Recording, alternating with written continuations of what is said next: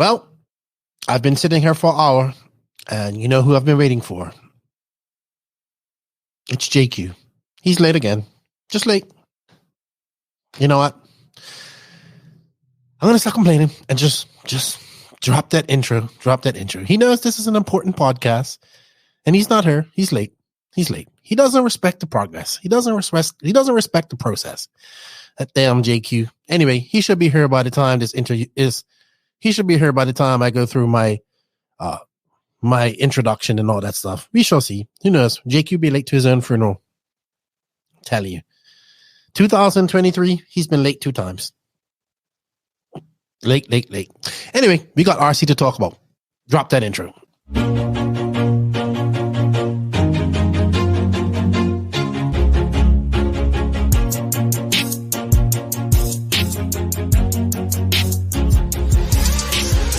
Nitro is the glory, but e-buggy pays the bills. Welcome to the No Name RC podcast. Get ready for some serious bench racing. But be warned, we speak our minds, express our thoughts, and sometimes things can get a little rowdy. Hate, and he just was influenced by the hate coming from the left, the hate coming from the right. And let's get back to more club racing and less of this money-grabbing book racing. It's hard not to be arrogant when you're always right. Yeah. See what I mean? That's exactly why people call you arrogant, Max. You may not agree with everything we say, but it's definitely worth a listen. And our pick, can you stop whatever you're doing? Join your host, Lefty the Great, with co-hosts and guests as they get together to chat RC. Hey, after that race that I watched this morning, I have to talk about it.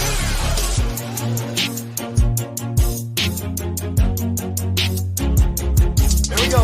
$100 right here, $100 throw. Oh no! I like this.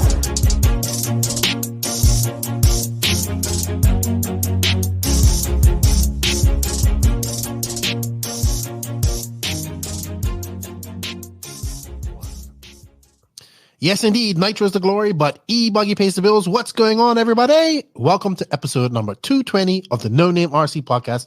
I'm your host, Keenan White, a.k.a. Lefty the Great, and joining me later will be JQ. You know how that goes. I don't want to talk about it. He's late. But we got a pretty cool podcast for you this week. We got 3 world champions. That's right.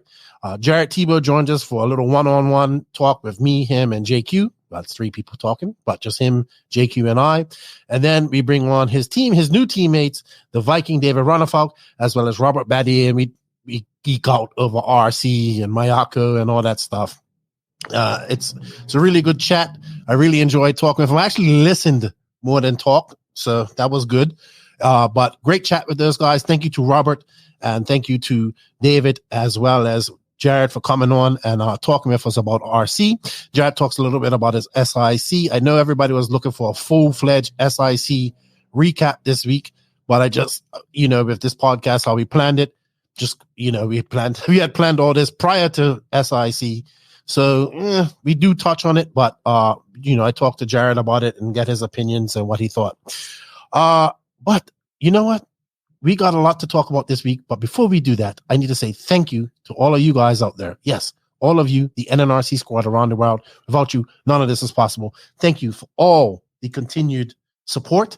We greatly appreciate it. Also, shout out to the patrons of the NNRC. Without you guys, we can't keep these bills paid. So thank you to the patrons and the YouTube members of the NNRC.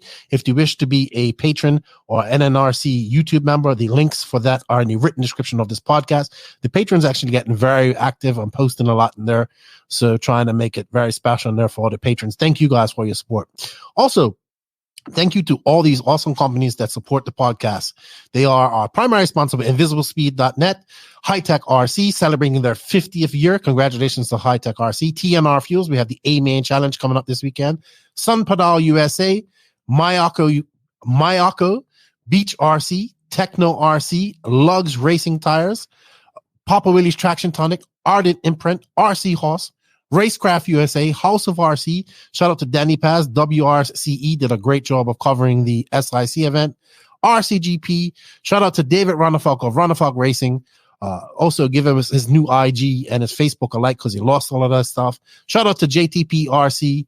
Jared Tebo's brand, 36 Mood, aka Bob Badier, and of course, shout out to my good friend, the Dr. Alexander Hagberg, and shout out to Clinic RC. But as you guys have noticed, they've also ventured out and created their own engine brand called Race Tech. Now, I remember when Tony was talking to me about this, he wanted to develop a budget-friendly racing engine. So this is the Racetech 3P.213 port race spec engine. He's been developing this for over 12 months, designed and developed in the USA. The Racetech 3P engine has a 3+2 port design and in a die-cast crankcase. It has high-quality bearings to ensure long life and smooth RPMs. The 3P also features an alloy composite 2-needle carburetor with a long, slow-speed needle that ensures solid idling with smooth transition to high RPMs and a solid return to idle while maximizing fuel mileage along the way. The combustion chamber has been optimized for 20 to 30% race fuel by producing big power with low nitron content will give much more fuel mileage. The billet cooling head. Now, this is what I like the most. The billet cooling head will come in black, blue, red, or pink. Those of you that remember the old times when we had the O'Donnell heads and Noser heads, they used to come in different colors and you used to be able to pimp your car out with your color. It has a whole other plethora of other specs that you can check out at the clinicrc.com website. But the price line will be $299 for this engine. Check them out. If you have any questions about the engine, contact Tony Newland directly, and he will answer all the questions that you need. But thank you to Clinic RC and for all their support. Check them out with their new budget engine. All right, guys, we do have a fairly long podcast. We don't have much RC news going on, just some race announcements coming up, and then we get into our chat with JQ and Tebo. But before I go on, I just want to say some shout outs to a few people here. SIC was awesome, by the way. I really enjoyed the coverage. Congratulations to Dakota Phend and TLR on the win. Phend absolutely swept that race. Wow. I'm just saying in my brain, like, who's going to beat Phend? Mayfield looked okay with his Tekno. He came second, I think, in Nitro Buggy. He was fast and truggy too, but had a flame out. And then I think he lost a wheel near the end when he did. But Mayfield is going to be up to pace soon. Tebo didn't have the best in Nitro Buggy, had a good, I think he finished 15th, but broke a wheel. He talks more about that in our interview. But yeah, great first race. Congratulations to everybody that went there. I watched it. I thought the coverage was great. Kudos to Dave for getting Danny up there to do the coverage. He does a great job. And, I love what the work that Danny does. And yeah, I enjoyed SIC all weekend. And this weekend, we have TNR Fuels to watch. That's going to be all on Mod, and you can watch that on Mod's coverage as well. All right. Off-road. So I got to show you this. I posted this today. I did not say the name properly, but it's offroadrcracer.com. This is a tumbler. It's a cup. He also has sent me some hats and t-shirts, but he's also my buddy George and Toby and a couple other guys from the Northeast RC Racing have started a podcast called the Northeast RC Racer Podcast, or NERP, as I like to call it. I listened to their first episode. Congratulations to them. I gave Toby some tips on how he can improve his video and all that stuff and some software to use. So I hope they use it. It's always good to see more podcasts and more people coming out. They're going to focus mostly on the Northeast racing, which is great. We have the Eng Racer podcast, which is like Engineer Racer podcast, another podcast coming out of England. This features Michael Orlowski and Trish, who's the engineer, Ryan Clark, and I can't remember the other gentleman's name, but I was listening to their podcast here recently. That dropped last week. So you can check them out on my personal Facebook. Shout out to Lucas Lauren, man. Lucas Lauren made a 3-part documentary from the Fall Roll race. And I think this is so great. He didn't focus on any top drivers. He focused on local drivers. It was David Olsen. He's doing well. And these 2 young local, young female drivers from the Southeast. I have to say that I thought this is one of the best RC documentaries that I've ever watched. I really enjoyed it, Lucas. Good job. I know you put a lot of time into the effort into this. So I think you guys need to go there, smash that like button for Lucas, smash that sub button, leave a comment, Let's help because, he's doing great work, man. And I really, really enjoyed that. Also, Wheel and Trigger dropped another podcast. That's Brent Densford. That's Lucas's boss out of Beach RC with Chase Erlach. Dude. He's actually going to be our guest next week. I interviewed him. So check that out. It's good to see all this content coming out about RC. The more RC content out there, the better it is. Somebody will catch on to that. Also, speaking of content, I met the Hall brothers. Well, one half of the Hall brothers, the younger half, Tommy Hall, I believe his name was. I met him at the Florida Carpet Race. Very nice young man, him and his father. He's also a European champion. Him and his brother have a YouTube channel as well. And I looked at it for the first time yesterday. I know it's been out for a while, but I really sat down and looked at it. And they do a really good job, man. I like what they're doing. So go check it out. We need to support as much RC content out there because, as you guys know, as much RC content out there in the interwebs floating around, it's a good thing. So we need to, more content out there, the more RC we get. So with all that said, we're going to go on to some high-tech RC news. And then we'll come in and have an interview with Jared Tebo and JQ. JQ joins me for some RC news as well. And let's get this ball rolling. Thank you to everybody. If I missed somebody, thank you to Offered RC Racer for sending me this stuff, man. Check them out. They're doing branded clothing for RC purposes. One of the shirts says, "I love the smell of nitro in the morning." Well, that's right up my alley, right there. So thank you to George for sending that all out to me. And hey, let's get this podcast going. JQ is supposed to answer questions, but I have a feeling that this podcast is going to go too long and he's not going to be able to answer questions. So yeah, let's see. With that said, let's go on to the high-tech RC news and then on to the InvisibleSpeed interview of Jared Tebo. Well, JQ, you got a beer. You feeling better than when I first talked to you 5 minutes ago?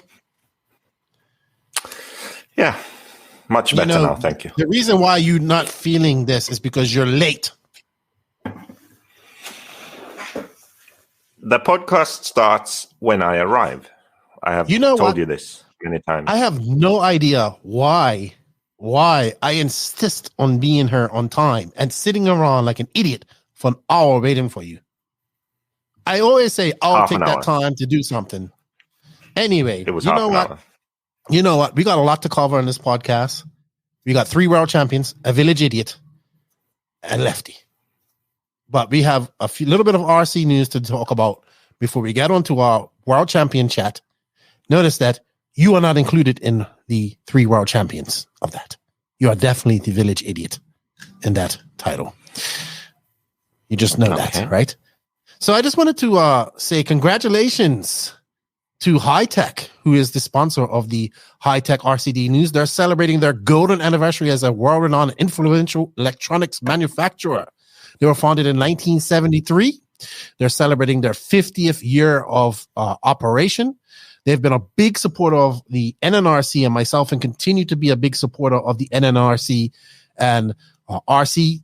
They are growing. I think we'll be together at the DNC. I'll be in the Hitec booth doing all my stuff out of there, so come by and see me. But really proud to be a part of Hitec. I remember using their servers 20 years ago when I was racing back home in Bermuda. And they've made a great push at getting back into racing over the last 2 years.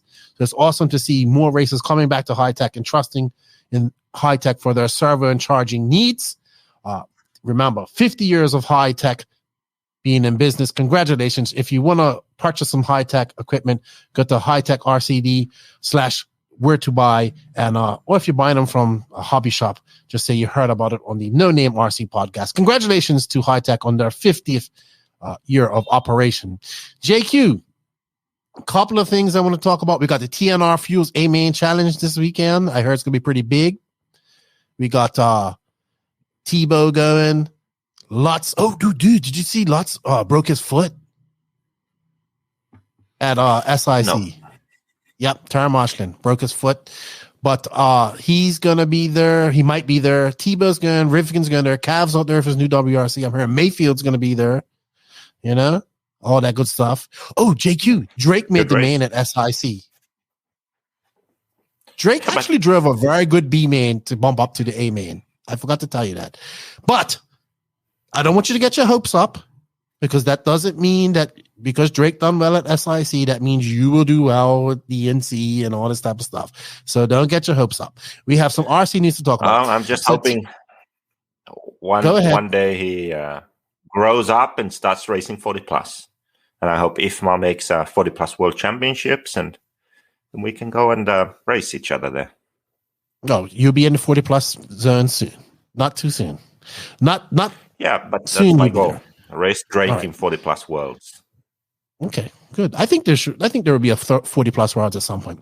Anyway, yeah, we got the TNR Fuels AMA Challenge petitioning. Okay. Thank you for interrupting me. TNR Fuels A-Main Challenge coming up this weekend at Thunder Alley. Chris Nelson's giving away a lot of prizes. It have full coverage on Mod. You can check all of the...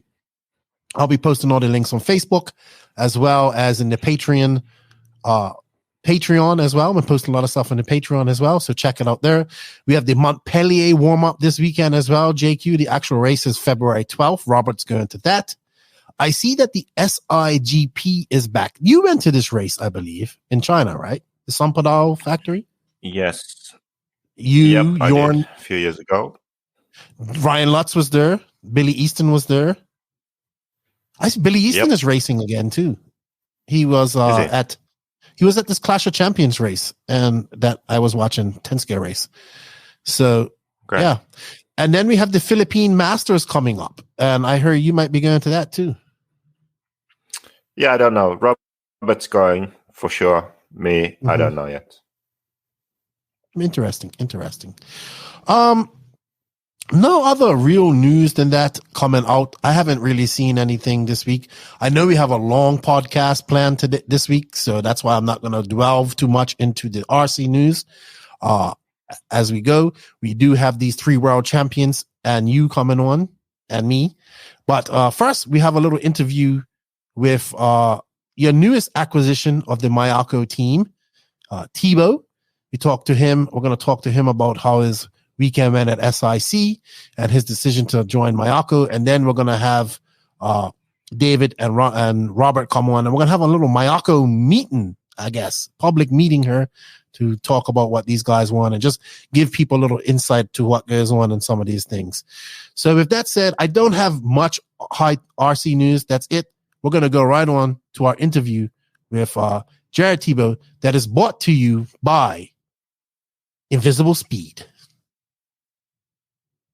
Anything to say about InvisibleSpeed before we go into this, JQ? InvisibleSpeed. Cool. I didn't expect that. Yeah, buy the book, buy the course, get fast, make your speed visible, right? That's what you're going to say? That's right. Yeah. And Tebo's a part of InvisibleSpeed. What will his role be now in InvisibleSpeed? Let's tell everybody that before we go in and talk to him about it. He's going to be in the sort of live meetings that we're going to have, and also in the Discord, of course, answering questions. So now if you join in January, you have a chance of winning a free Mayako membership to celebrate the addition of Tebo. Yes. So there you go. If you join the InvisibleSpeed online course, you will win a Mayako membership. Oh, course? Was it the course? You won't win it. You have a chance. Yeah, full course, then you have a chance of winning a Mayako membership. So in March, we'll start the sort of 1 week long live video sessions. We do 4 each year. We're supposed to. Last year we didn't. This year we're going to try again. Each quarter we do 1 week of live videos, go over some stuff, give out homework. Then in the next session, we analyze the homework and go over new stuff, give out new homework. So I'm actually going to force David, Robert, and Jared to also do the homework and also provide their feedback. So it's going to be the best year yet. Okay, awesome. InvisibleSpeed.net. Thank you. They are the primary sponsor of the No Name RC podcast. Make your speed visible. And remember, if you buy it within the month of January, you have, it's now, as we're recording, it's the 18th. You can win a chance. You will be entered in a chance to win a Mayako membership. Very good. All right, let's get Tebo in here, JQ. Cool. So we're back here with Jared Tebo, who recently made the switch over. Actually, you had everybody hopping during SillySeason. I think you played it really well. Everybody was wondering where you was gonna go. I can't believe you're wearing a Mayako shirt I remember when JQ first told me this, he's like, I can't believe he signed Jared Tebo. When I met you, like on this, I was listening to one of our first podcasts. I was looking at our first podcast we done back in 2019 or 2018, it might have been. I never thought this would happen. You are on Mayako team with JQ, with Robert, with David, who we're going to have on her later. We're going to have a meeting with you guys. Man, what a silly season. How did this happen? I guess that's the first thing we got to say. How did you go from Tekno at the Worlds to Mayako here in January?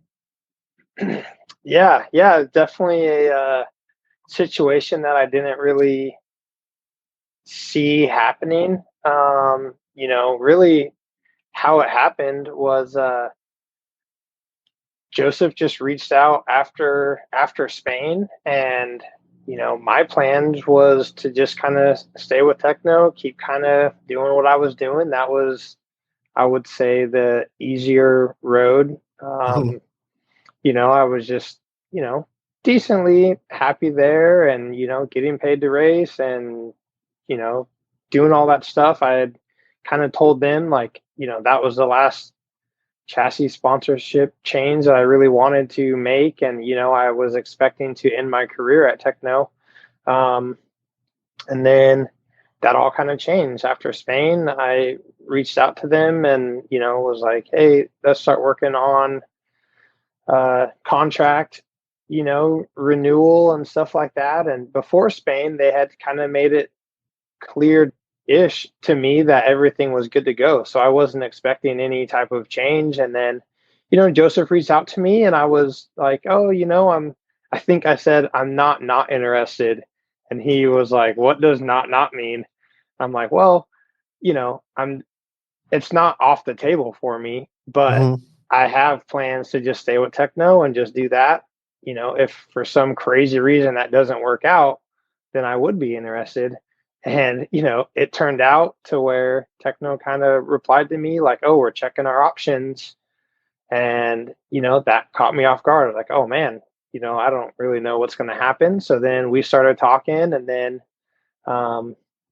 it turned out that I was getting replaced at Tekno by Ryan Mayfield. And then, the best option was to do the whole Mayako thing. And, a lot of things really lined up. And I think this is actually a really good thing to happen for me. And just the timing couldn't have been any better with me and Robert. No offense to Joseph here, but if Robert wasn't here, I don't know if it would work quite as well. Me and Robert have a good relationship. He seems to kind of have that supporting mindset and has been kind of that supporting role for me that I've kind of needed. This was a scary change and just a big change. And it was, I needed someone to talk to that was like, oh man, this is going to be good. Like, we're going to do good together. And Robert was that person for me that really made this kind of seem like it could work for me. So, yeah. So I remember talking to you at the Worlds, and you said you thought I thought everything was good. You was there, you was having a good time. I think it was like one of the you didn't make the final. I think it's one of the first Worlds I've done that you haven't made it for a long time. When Tekno said that, okay, we're going to look at options, did you know like they were looking at Mayfield at that time? Was that the rumor, or how was that? How did that happen? It's kind of funny. I do know because Ryan called me and he was like, oh dude, we're going to be teammates. Okay. And I'm like, I don't think so, but you're actually probably going to replace me. And so, unfortunately, I did kind of know. And, I think they must have, kind of told it to him maybe a little different than they told it to me. And so, yeah, it was kind of a bummer how that happened. And, we're both family guys. And I think he felt really bad about that. And, it was a little awkward between us for a little just because he didn't want to do that to me. But he didn't have any other options either, I don't think, to make it work for him and what he needs. So, it's a small, tight-knit community here in the RC, and, he's married, he has kids, so do I. And so he understands that it's a big deal, which, a lot of keyboard warriors out there have just no idea. They're like, oh, they're just chasing whatever and the money and blah, blah, blah. And it's so much more behind the scenes to make sure that everything works. And, like at the end of the day, it's our job. Like, no one goes to work for free. And exactly, I have bills that I have to pay, and, my kids eat food just like a normal family eats food. So yeah, it was wildly high stress, just trying to make sure everything is going to work out. And, I wasn't planning on switching it up. The hot race thing was planned. I knew that was going to happen. But I was kind of expecting to stay Tekno. But, life is wild. Sometimes you make a whole lot of plans and, none of them really play out. And when you look at it, you can't see the end, and maybe things happen for a reason. Like, say I was so upset that I missed that World's Main. Because I work really hard. I take my racing very serious. And I thought I put everything together to make that main, and I was going to be happy to race around that 5th, 6th, 7th range. I wasn't going to win. But I think if I would have had, if I didn't do the setup change that I did for the semi, I think I would have made it no problem. I think I would have been right in that 5th, 6th, 7th range. And then maybe like none of this would have happened. So sometimes it's hard, you wish you did things differently, but, certain plans just work out. Like if I didn't have JTP, all this stuff wouldn't have really happened. And, certain things just really lined up. Joseph and I have had a really interesting relationship, I would say, for 20 years. Definitely not friends. We've had times where we, have been pretty cordial with each other. We've had times where it's definitely been pretty ugly between both of us, but there's been... Hey, we were friends at first when we first were met, friends at like times. 2003 DNC. Yeah. That's how it starts with you, JQ. Yeah. When you were friends with Josh Wheeler and stuff like that. No, for sure. Yeah. 2005, it got a little ugly for certain reasons. But we've had this, like, I would say, like, a general respect for each other still.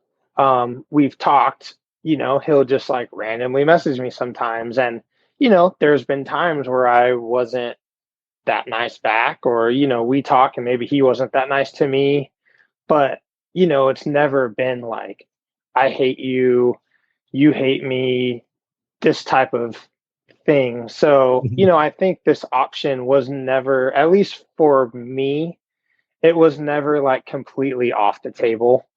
And I think, somewhere deep down there, Joseph likes me a little bit and thinks that I'm a decent driver. So I think for him too, that this deal was never like completely off the table.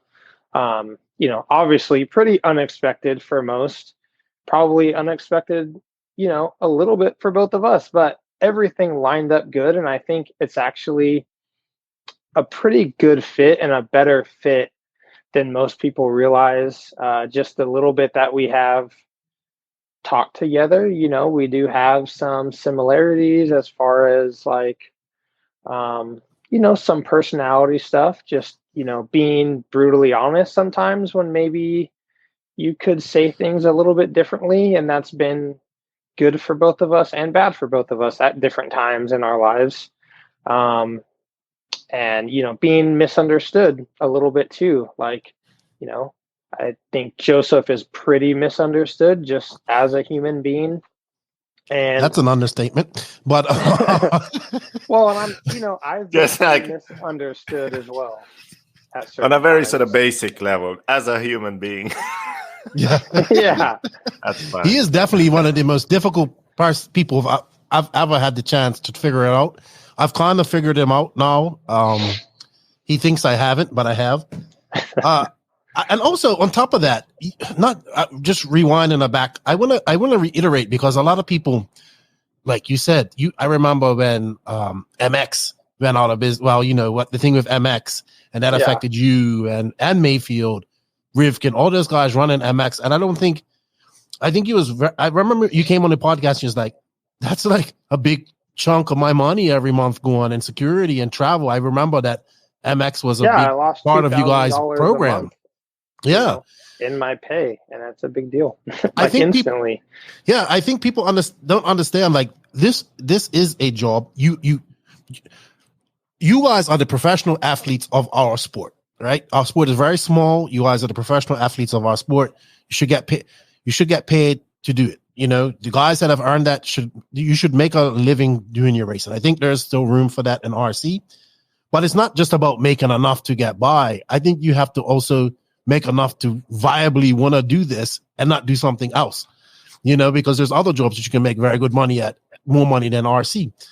So when people, even for myself, getting sponsors for this podcast, your life, your way of life might rely on, okay, we're not going to sponsor you this year or whatever. You have to go find that money. So I think anybody who has if another job is going to give you better benefits and more pay, you're going to go there. You know, it's obvious. It's like that. Now, a lot of times in RC, it's not that way. Exactly. I mean, a lot of times drivers don't get re-signed. Exactly. No one really talks about it. People are like, "Oh, you left," you know, and it's like, well, like I didn't leave Tekno. Like they told me, we don't want to work with you anymore. And you know, that happens a lot more than people think. Mm-hmm. And people realize, and it's like, people are just not. Well, because really we have this illusion. We have this illusion in RC where these companies are making millions and millions of dollars, and you guys are making, like I've heard like people say, "Oh, I heard that Mayfield's made over $2 million in his race career," and I'm like, I mean, that would be a lot of money, but from what that's a lot of money to make, and you know, $200,000, a year over. So a good amount of time. Yes. This was another time, but this is what people have to understand. This is your job. You give up a lot of your time. Look, you're going to be going 2 weekends again in a row. The time prior to getting ready for a race, all that stuff, it takes time. It's your job, like anything else. So you have to make the moves that you're going to, and with you have a big family. You have to provide for them, so things have to be done. You have to do what you have to do.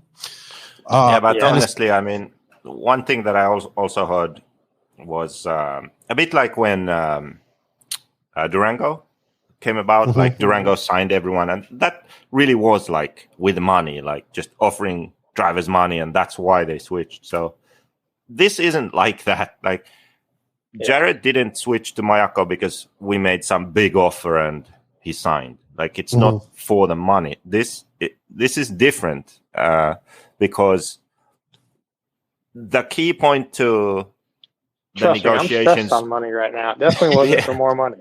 The key point to the negotiations wasn't the money, but the opportunity and what we will do together. That was the key point. So he's a racer, but he also has his web shop and selling stuff and his own brand and planning to make this a career past racing. That was key, right? Because he will grow into the role of basically Mayako USA. Like when you think Mayako, you think Jared Tebo in America. That's the idea. So that's why I at least think that he signed, because there's a long-term goal where it's a win-win in a sense. Like Mayako needs Jared, Jared needs Mayako. That's what the deal is. So there's much more to it than just a paycheck or a salary. Like that wasn't the thing. And what comes to us, like me and Jared, I mean, I honestly, it may seem very often people think that I have something against them when I really don't. Like I don't have anything personal against Jared, even though a lot of people may think so. I do remember one Neo. One Neo e-buggy race. I knew the Neo story was going to come up. We tangled in the main. I was actually in the main, believe it or not. And it was in the B main. It was in the B main. Tangled. Yeah. Are you sure? That's why I was so upset. Was because we were both in a transfer spot. Oh, okay. Okay, I remember wrong. And it was a little bit of a reckless move. And so then I lost that year there was that boom at the end of the straight. So me and Bloomfield go in side by side, and then when we come out, we touch.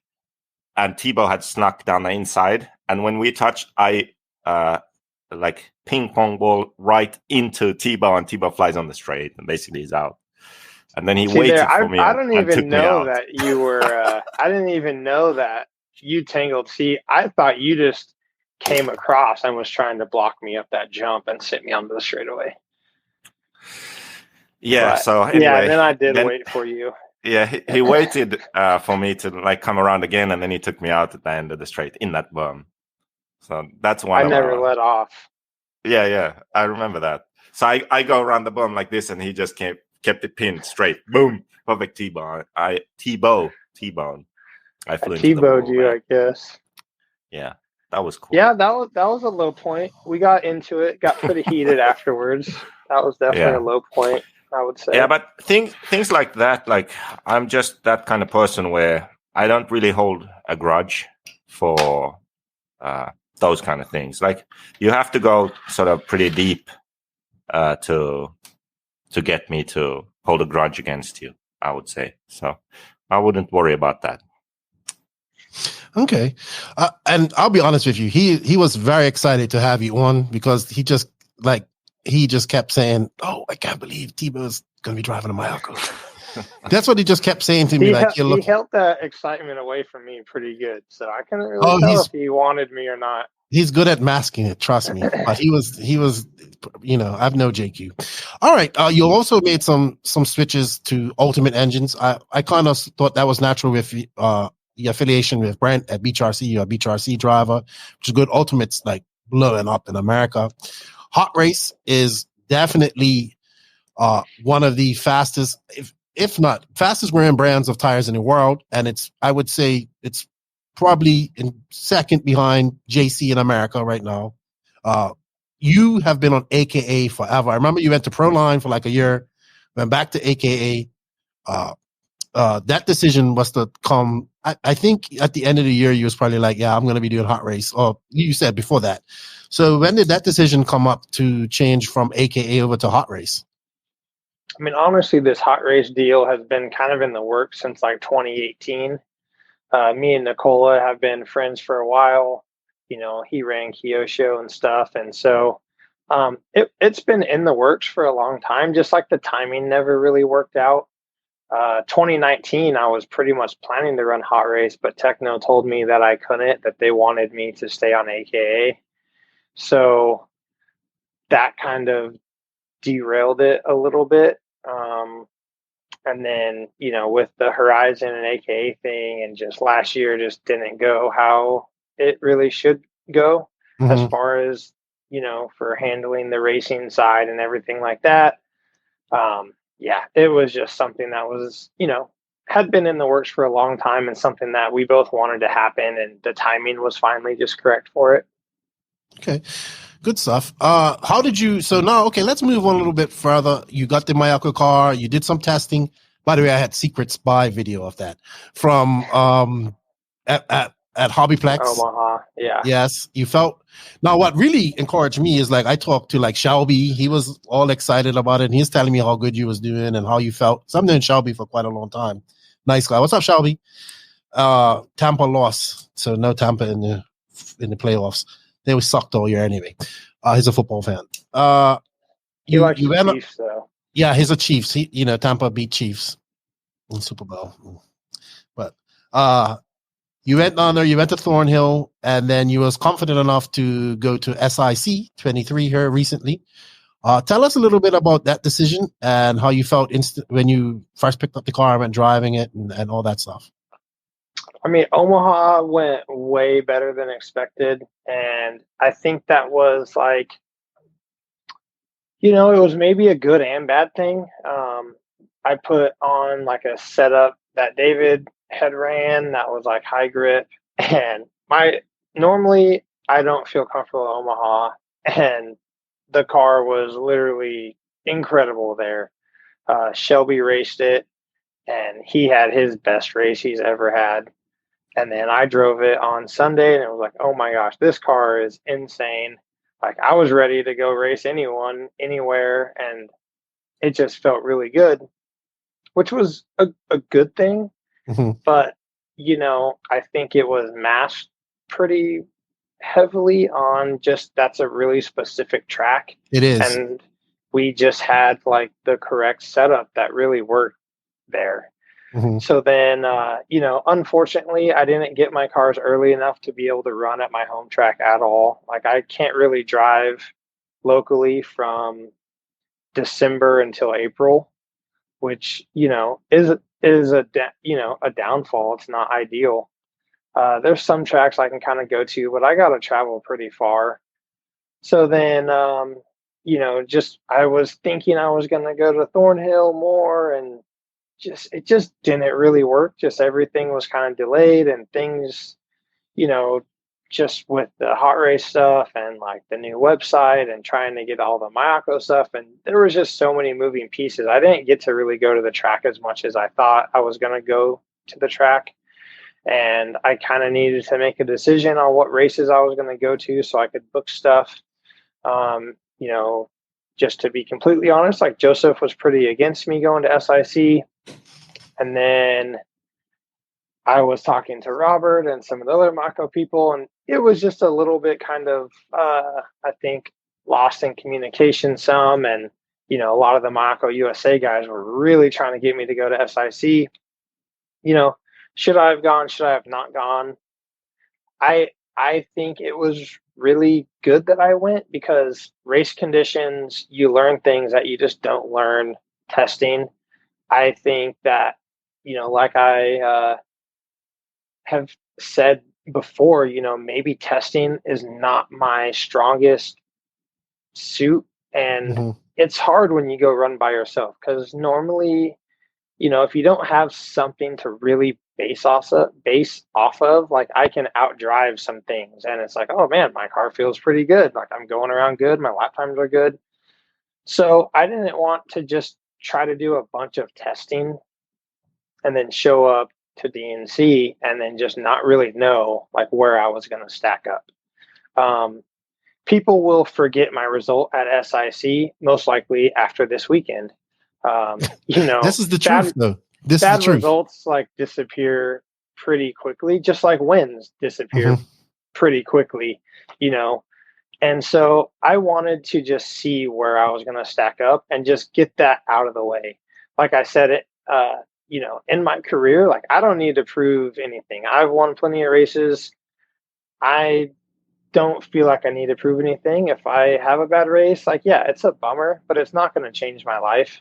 If I wanted to have a good DNC, which I want to have a good DNC, in my opinion, I needed to go to SIC.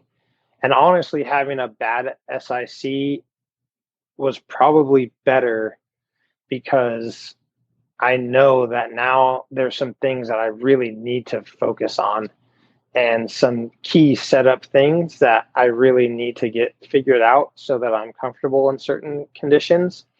But on the positive side, like, I was fast. I had times where I was really fast. And that's been something that's been lacking. In the past couple of years, like, I'm not leading qualifiers very often. I'm not fighting for a TQ. I mean, the first half of practice, I was probably the fastest car on the track. People were watching my cars. I was doing good lap times. Tons of people were coming up like, oh my gosh, your car looks amazing. And it was when the track was green. I think his camera died, or his internet dropped. Hello? Oh, there we go. Okay. There we go. Sorry about that. We'll go back in 3, 2. You was talking about the track was green. The track was 3, 2, 1. Yeah, so when the track was green, I had really good speed. The car was just fast. I was driving really well. Like I could drive accurate. Race time races, traffic is crazy. And like I could go around through traffic really well and felt really comfortable. So as the track was changing, which I knew this was going to be the hard thing. And this was why I wanted to go race, because you don't get this when you go testing because the track doesn't change at all. And as the track started to change, then that's when it got a little bit more difficult for me. I lost some speed middle of the day. End of practice, again, I was right on pace. Started qualifying was pretty good. I would have had top 3 runs pretty much every time in buggy if I didn't have, one mistake. I kind of had one mistake in each buggy run. And they were just silly mistakes. A couple of them, especially in the first round, were because I didn't have my paint job. And it's really wild when, if I drive with my paint, the amount of respect I get versus driving with a white body. And really, in like Nitro Buggy, I had some guy just like racing me out there on like, I probably didn't know who you was. 2 laps to go, just like battling me. And yeah, that's what it caused me to crash. And, it cost me a top 5 or top 3 run. And so, the weekend was actually pretty decent. Yeah, it kind of fell apart there at the end of the main, but there was still some good things. Like one thing that, Joseph probably doesn't know, I was getting incredible fuel mileage. I did my first pit stop at 10 minutes. Really? I was going to pit at 10, and I pitted at 10, no problem. Made the first one. And so me and Brandon Rose, we both kind of got screwed at the start. And we both got sent to the back, and we were both kind of coming up. So, I would have been kind of right around where he was, that 5th, 6th, 7th kind of range with, kind of how my car was and the little bit of discomfort I had, which we found out what that was later. I would have been okay with that. So there was definitely some good things to take away. Like, yes, did I want to have my debut race go like this? Absolutely not. But I want to do good at DNC.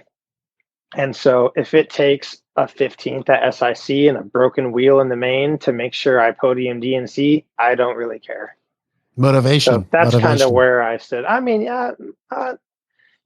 motivation maybe, kind of realizing that I had my car not as good as I thought I had it, I would say would be the biggest thing. And it turned out to be a couple silly things. And that's something that I that has lacked in my career, is just knowing like when to run certain stuff. And, I'm not sure why that has been like that. It's not like I don't go testing. It's not like I don't keep notes. Like I keep really strict notes and all this stuff. And I'm not sure kind of why it's been like that. Maybe I just don't have, the right person to maybe explain certain things, and maybe that will change now. And, hopefully it does. Yeah. And also I can imagine a lot of the Mayako USA guys have been waiting for this for years, because a lot of them were JQ guys previously. I know they wanted to have you there. I know they're happy to have you there. You got to meet them. Everybody that I've talked to enjoyed having you there. I talked to Mike Walker, Trent, all them guys. They had a good time. I think that was an important part. And to just show, like, we're taking it serious. Like, we want to support the race time races. And, it's, you don't do the Supercross year and skip A1. And that's just kind of how I kind of looked at it. Well, SIC is that first big 1/8 race in the USA. So I get that. It's definitely turned into that big race for the first of the year. I wanted to just talk about the race a little bit, if you don't mind. I enjoyed the layout. It was, I've watched Sick enough years to know how it gets. I know it gets smoky. That's why I never want to go.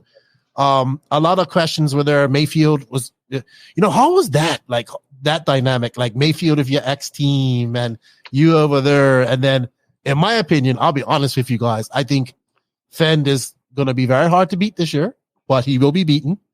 How did you feel about that? Like, that must have been, just odd for you. I think if me and Mayfield don't have like the relationship that we have, it would be a little more awkward. I mean, it was similar to when I went to Tekno with Lutz. Me and Lutz are kind of friends, but we're not like that close. So like, I wanted to beat Lutz anytime I got on the track. Right. I obviously, yes, want to beat Ryan, but I'm not like, dude, I hate that guy. Like, I don't want him to succeed. Like, I like Ryan. We are good friends. We've literally grown up together. We were kids on the same team at one point together, and now we're married and we have our own kids, and like, we've just like lived life together. And I want him to succeed the same way he wants me to succeed, and we have that respect for each other. Obviously, do I want Tekno to win? No, I don't. I feel like this whole situation could have been handled better and a little bit more professional on their side, which was a bummer. So, I don't want them to succeed, but I'm not, like wanting Mayfield to have bad races or anything like that. Obviously, I want to beat him, and I think I'll get to a point to where I'm going to have more opportunity to beat him than I did previously. This wasn't a fair shot as far as him with a new car and me with a new car, because he has probably had 30 plus track days, starting in October, to where I literally had 4 track days. Yeah, I understand. He's had a lot more time. So what did you think of him with his new ride, with the Tekno ride? I thought he did pretty well. Obviously he's got the car working good. They've definitely gone in a different direction kind of since, I think they kind of had some new parts that they were kind of going a direction, and then, they knew I wasn't going to be there. And so, they weren't really involving me in that stuff, which is totally fine. Like, I understand that. And, they've gone a different direction. I think the car in race conditions is a little bit harder to drive as far as like when you're trying to battle. And, but if one person can drive a car that's not handling ideally, it's Ryan. He's kind of shown that throughout his whole career. So, I think he's going to do good.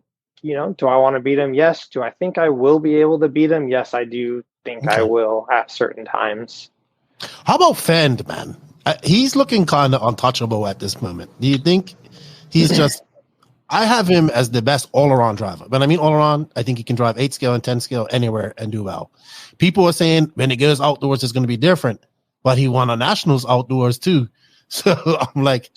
he's wildly skilled. He is in his prime right now, which, he's been racing forever. But he learned a lot of terrible habits when he was young because they had him racing stock. He raced stock way too long. Okay. And when you race stock, you learn so many bad driving habits that it took him forever to get past that. And but he's still pretty young. He's a lot younger than what me and Mayfield and Cav and stuff are. And he's right in his prime right now. And when you have that confidence is just wildly dangerous. And the more you win, the more that confidence grows. And, I've had times in my career, like 2005, where like I pretty much with full confidence knew I was going to win any race I entered. And when you have that, you don't second guess things. You don't second guess your tire choice. You don't second guess your car changes. You don't second guess your engine tune. And as that builds, you just build confidence. When you're like unsure of things and, you're like, man, last time out, I made the wrong tire choice for the main. Like this time I really need to make the right tire choice. So then you start second guessing yourself. Same thing with car setups.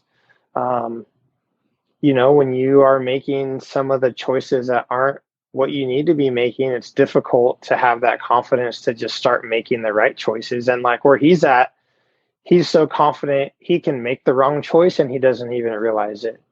And, that's probably just where he's at right now. And he's beatable. Everyone's always beatable, but Same thing. I like that guy a lot. We're good friends.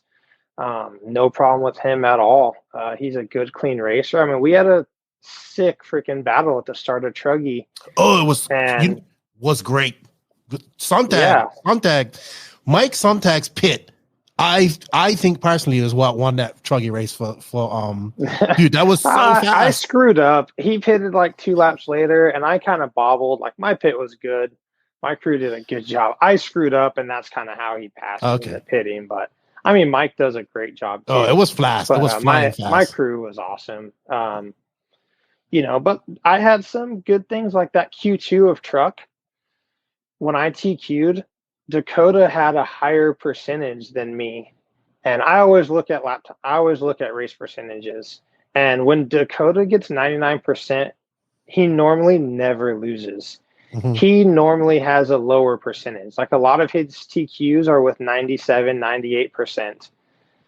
And I actually TQ'd over him with a lower percentage, which was a really good confidence booster for me. Because like I had legit speed over him, which doesn't normally happen. Didn't happen in the main, but same thing. I had a couple of things that kind of messed me up in the main that, I got in my notes, and I'm gonna not have that stuff next time. And I know I still have the skill to do what I want to do, and it's just putting all the pieces together. Yeah, E-Buggy was good too. I did not see what happened in the end of A1, but somebody said you got taken out right at the end there. Yeah, really unfortunate move coming out of the moguls. Yeah, just there was a big line of cars, and the car behind me wanted to make a pass where you can't pass, and kind of just drove us both off the track. And then when I came back into the track, I got hit again, and then something happened after that, and like all of them crashed coming on the straightaway. And I thought I was going to pass all of them, but one car must have crashed like right at the loop or something, and it had to be a super tight finish. But yeah, that was a bummer because I would have got 4th that run. Like I had that position, I deserved it. I didn't go wide, I didn't do anything. I just just ran off the track for no reason. Which took me off of the podium, which, I would have been really happy to finish, 4th or 5th in E-Buggy. And same thing that A2, like I was right with Lutz, and I was feeling really, really good. And I was just a little antsy trying to pass him, and ended up crashing, just kind of trying to be too close to him in a spot that I didn't need to be that close to him in. And then at the end, he had a decent gap, and sometimes you just lose that motivation a little bit. And I was like, oh, I'm just not going to catch him. And 2 laps ago, I had the dumbest crash that I shouldn't have had. And then sure enough, his last lap, he crashed. And it's like, if I didn't crash on my second to last lap, I would have passed him after his mistake. And that's, you just can never like give up mentally in racing. And I kind of did that in A2. And because I knew if I finished 5th, I was going to be off the podium, and I was just a little bit bummed with that. And I let that podium slip away, which was unfortunate. It was also 12 o'clock at night. It was pretty late. At least.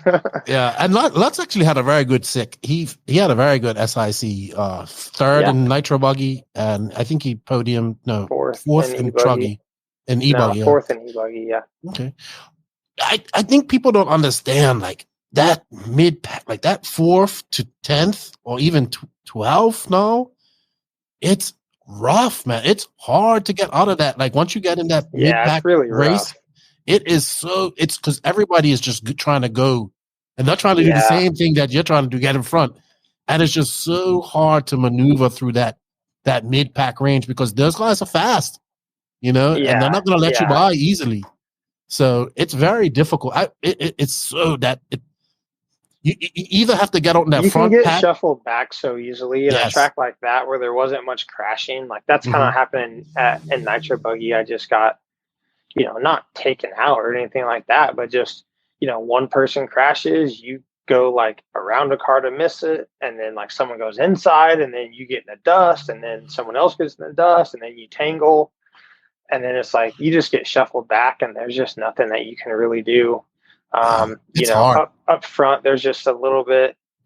I wouldn't even say like respect, but just like when you're in the top 3, like, you don't want to get shuffled back. Mm-hmm. So, like Dakota or Mayfield, those guys, like, they're not going to do something silly. And like, same with me, like, I'm not going to do something silly with them that could possibly shuffle me back. So those top group is just able to kind of get away, and that mid pack, you're just out there in a war zone, and it doesn't really do anybody any good. Yeah. And who impressed you that probably wasn't on your radar prior to this? I'd say I was most impressed with Brandon Rose, probably. I would agree with you. He looked really good with his new cars, and I like Brandon a lot, and we worked together with the tires, and we actually were the only two that really like stuck with the compound and the tread kind of together the whole time. And so I enjoyed working with him on the tire side, and he's a great driver. And I thought, like, I don't even know if he even drove his e-buggy or something like before he even got there. And, he had very minimal time on his car. So I thought he had a really good event.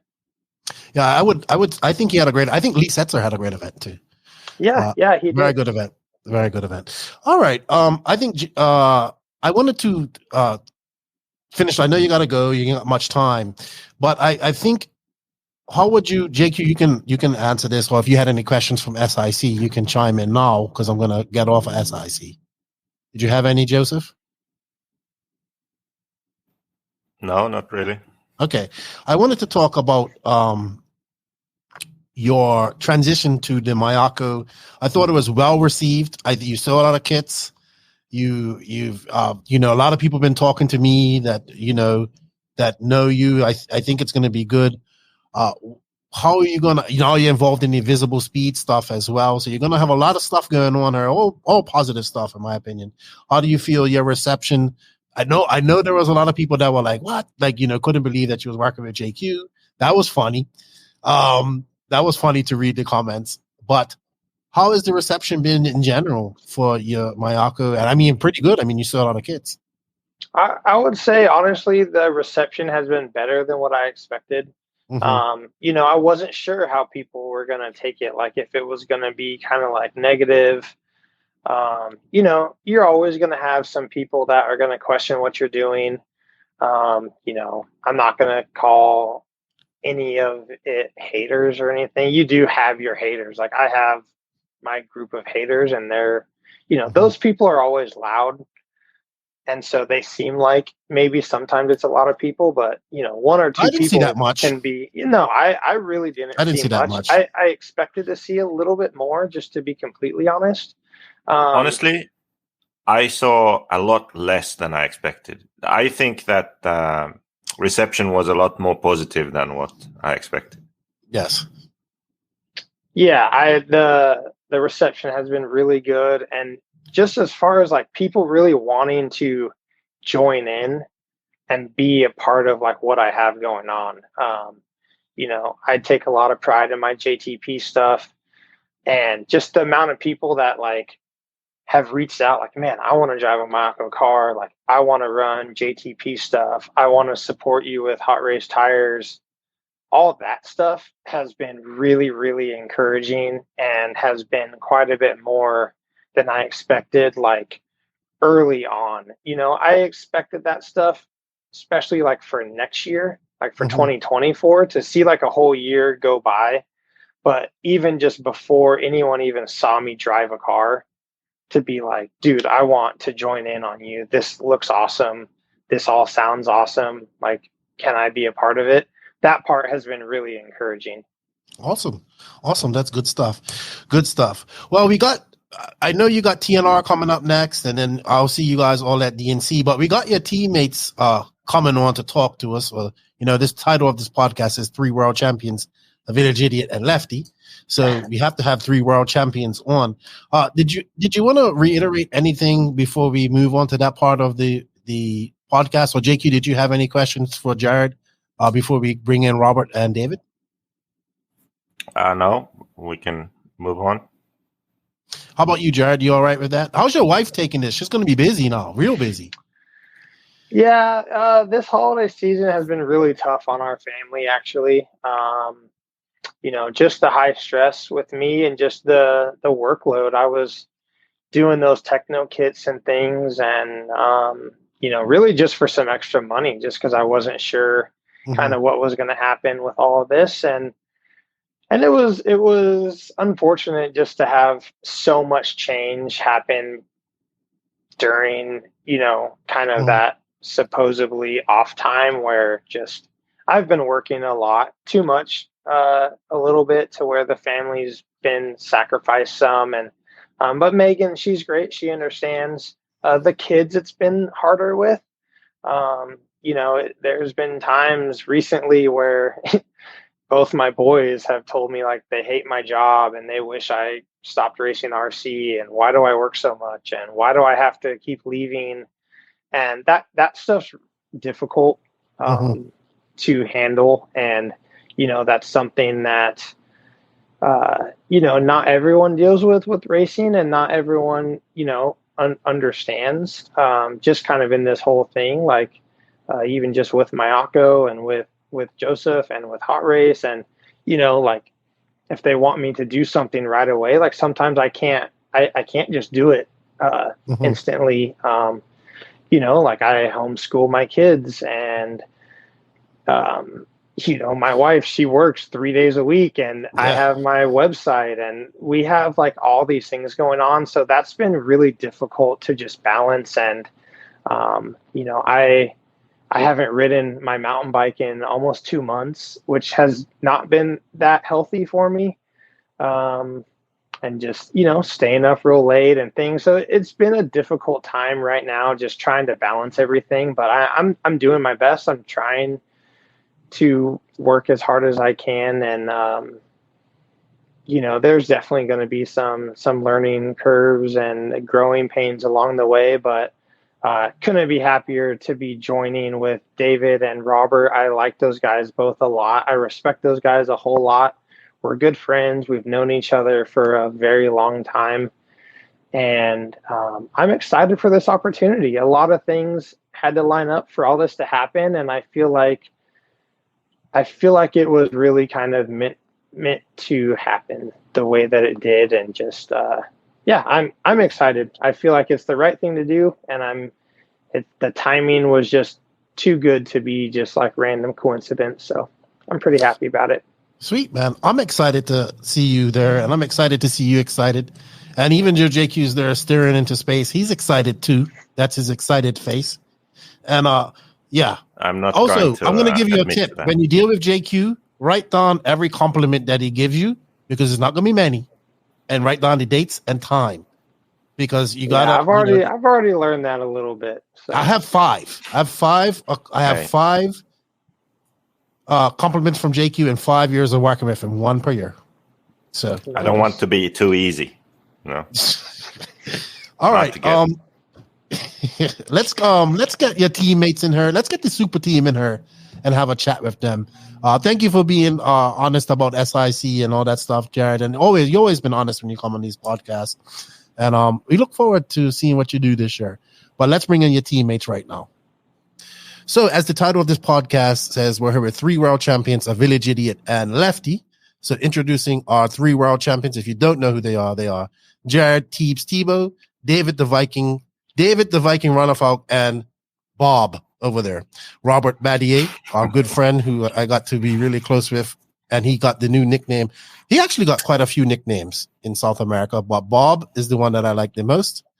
Welcome, guys. Thank you for your time. Obviously, Jared and Joseph and I were talking previous to this. Now we bring on the other 2 members of the Mayako team. Happy 2023 to you guys. I haven't really spoken to you guys. How you guys doing? Thank you.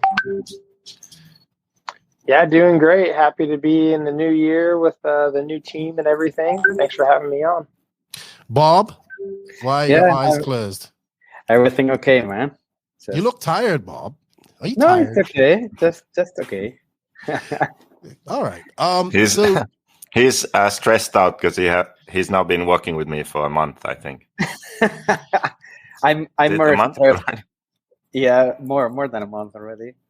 Yeah, but see, the problem is you don't have him physically there where you can like just say something to him, like we was in South America. All right, guys. So no one expected this. We have, I guess, probably the super team, one of the best teams assembled in a long time in RC. Obviously we know David's pedigree, we know Jared's pedigree and Robert's pedigree when it comes to racing and world championships, but all of you guys have multiple wins. You're all world champions. Jared, you're a world champion in 10 scale multiple times. And David and Robert are 8 scale world champions. So when this, I guess no one expected this. How did this happen? I guess we have to start off with you, JQ. How did all this happen? And explain it. Like, did you think this would happen, JQ? Me? No, I didn't. Everything happened sooner than sort of planned. Mm-hmm. So when we started Mayako, the idea was that the first year we just sort of figure out the car, basically, and try to get members and sales. But then because Ronnefalk was leaving HB, we had to sign him, basically, if we wanted to be able to sign him. So we did that 1 year earlier than expected. And then the first year was good. And we thought that we have the potential to grow, but we need to add someone to be able to do that. So then Robert was available, and he's the kind of person, and also in that stage of his career where he's not only looking for a driving deal, he's also looking to work in the industry, and that's what Mayako needed. Mayako needed a sort of link between the factory and the customers, someone to take on that role. So then we were able to sign Robert. And then Tebo was more of a sort of last minute thing, not really something that, yes, we wanted someone in America, but we didn't think it was going to be possible just because it was too big of a risk. But yeah, then we figured out the deal right at the end of the year, and now we have Tebo too. So, if I would say that Ronnefalk was a surprise to me that we were able to pull that off last year. And then Robert was also, even though it was more planned, it was still a bit surprising, and I haven't really come to terms with the fact that we also have Tebo now.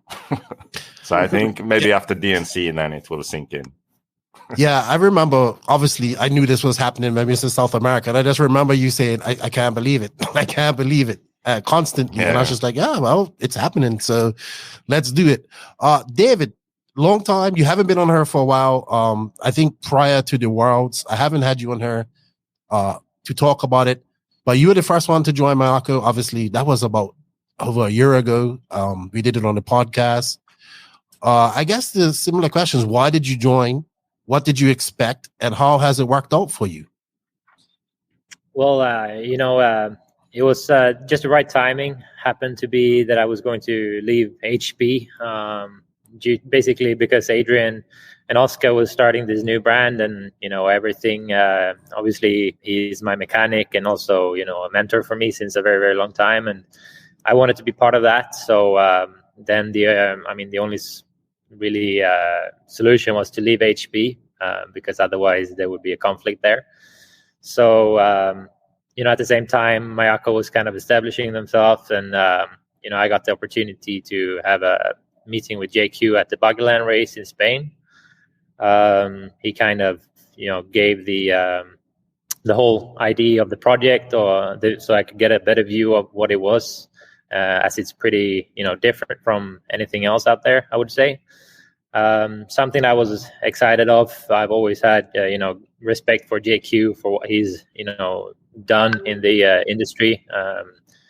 Coming from basically nothing and designing his own car and actually have it on the market is it's pretty cool. And I wanted to be close to an engineer that have the passion and obviously puts a lot of effort into designing the best possible car for us to drive. And as JQ lives in Finland, we both speak, or he speaks Swedish. It's very easy to communicate. So it was just a good match, and I felt that I wanted to go for something new like this instead of going to a different brand where there might be more drivers already as well.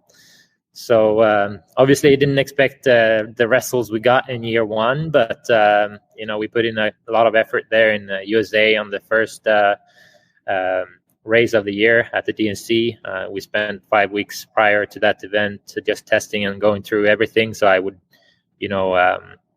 be pretty comfortable already going into DNC. So we're able to win the e-buggy class at that event, and we kept testing and working on the car for the Euros and later on the Worlds as well. We're able to find something really good at the Euro warm-up, I would say. So coming to the European Championship last year, we basically had a very good view of the setup we were going to use, and the car just worked really well from the start, and we didn't actually change much at all from practice to the final. So that was very good for me because I could focus on my driving and everything, and was able to put one of my best drives, I think, into the A main there.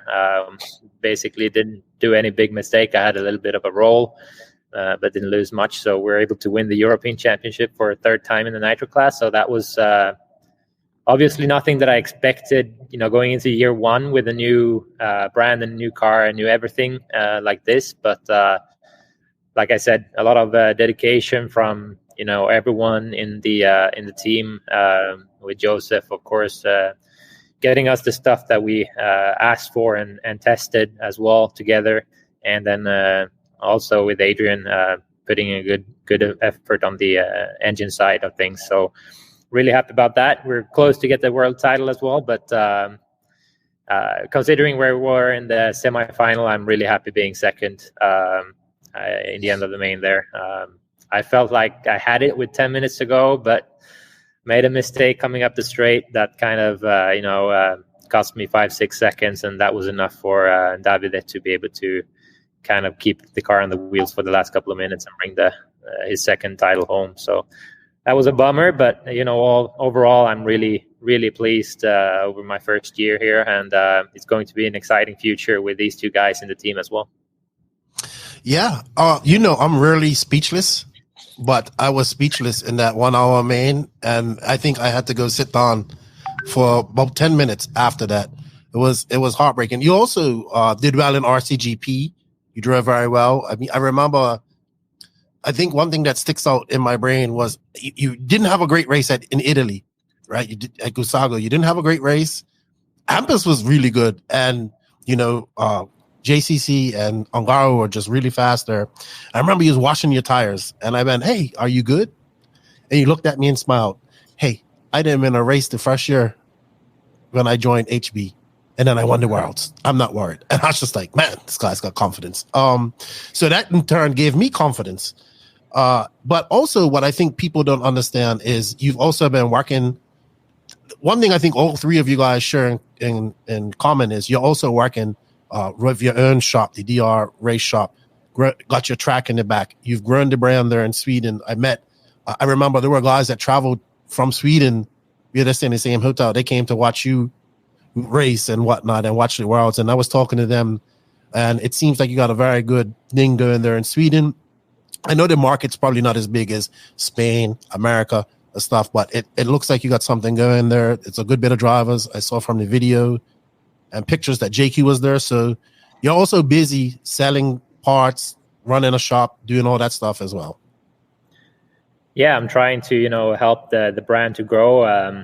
Obviously, time is limited being, on the road a lot, traveling to all these races, but I'm doing my best to keep it up, and I'm really happy to see that many guys in this area joining already last year. Didn't expect that. I think at the Nationals we were close to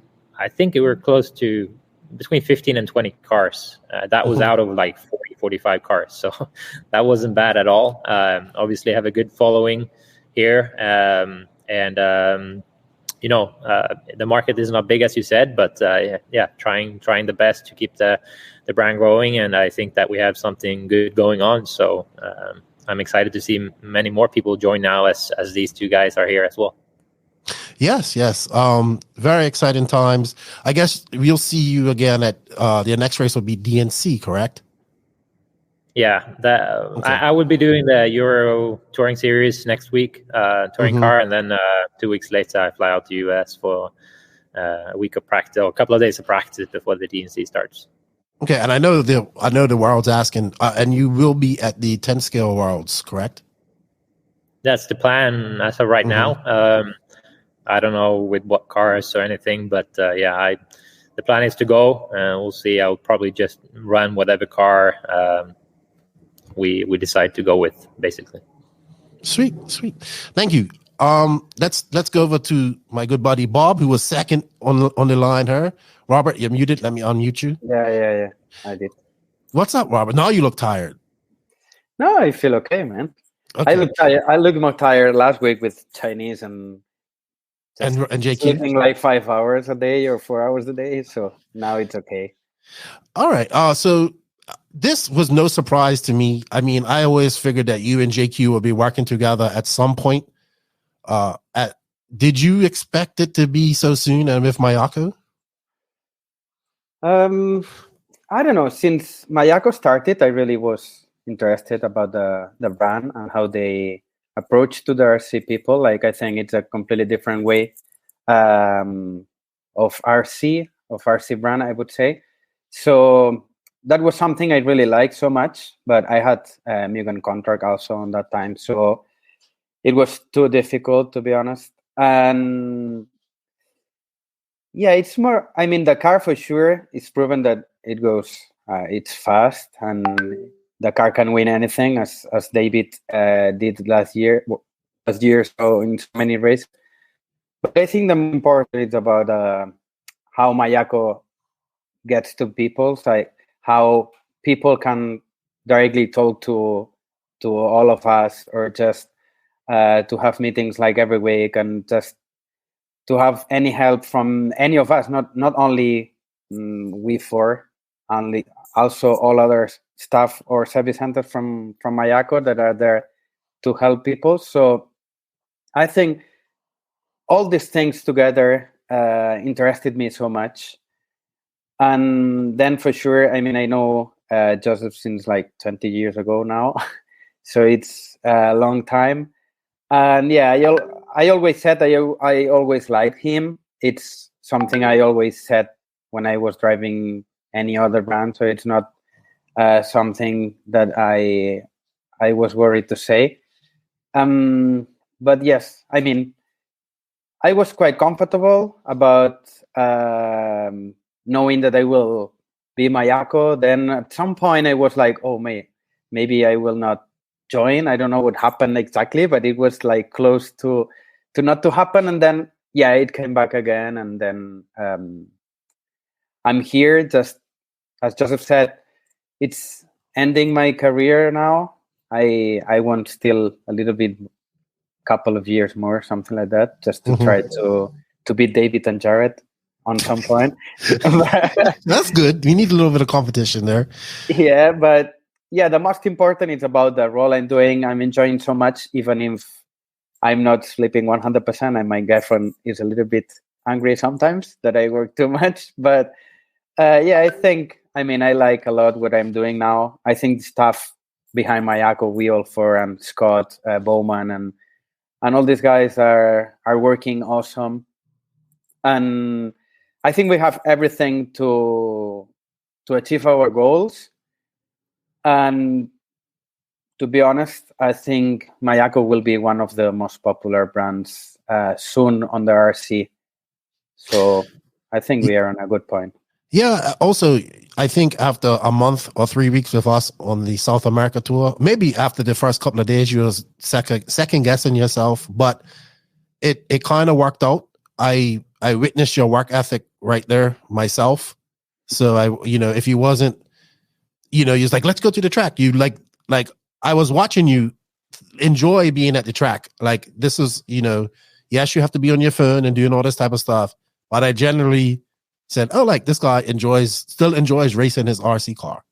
Yeah. Yeah, I enjoy a lot, to be honest. I mean, I enjoy driving since first day mainly. So it's not that I lost something or whatever. I just enjoying so much. I've been last week with Adrian 2 days driving and so on.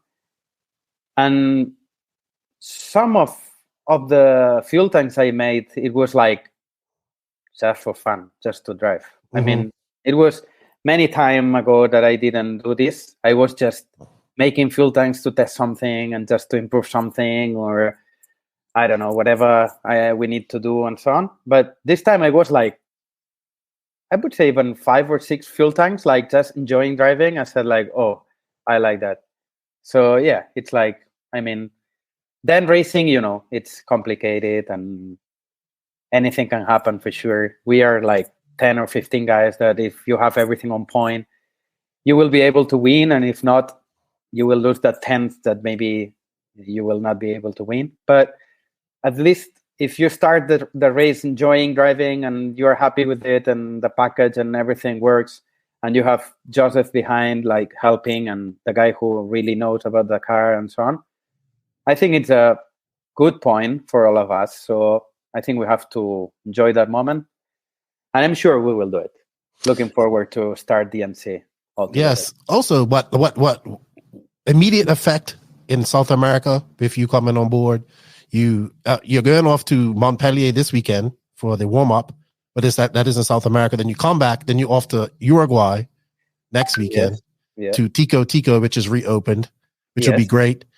I see all the Instagram, like every country we went to, you had an effect with the Mayako movement down there. Obviously, because you're Spanish speaking, I knew that was going to happen.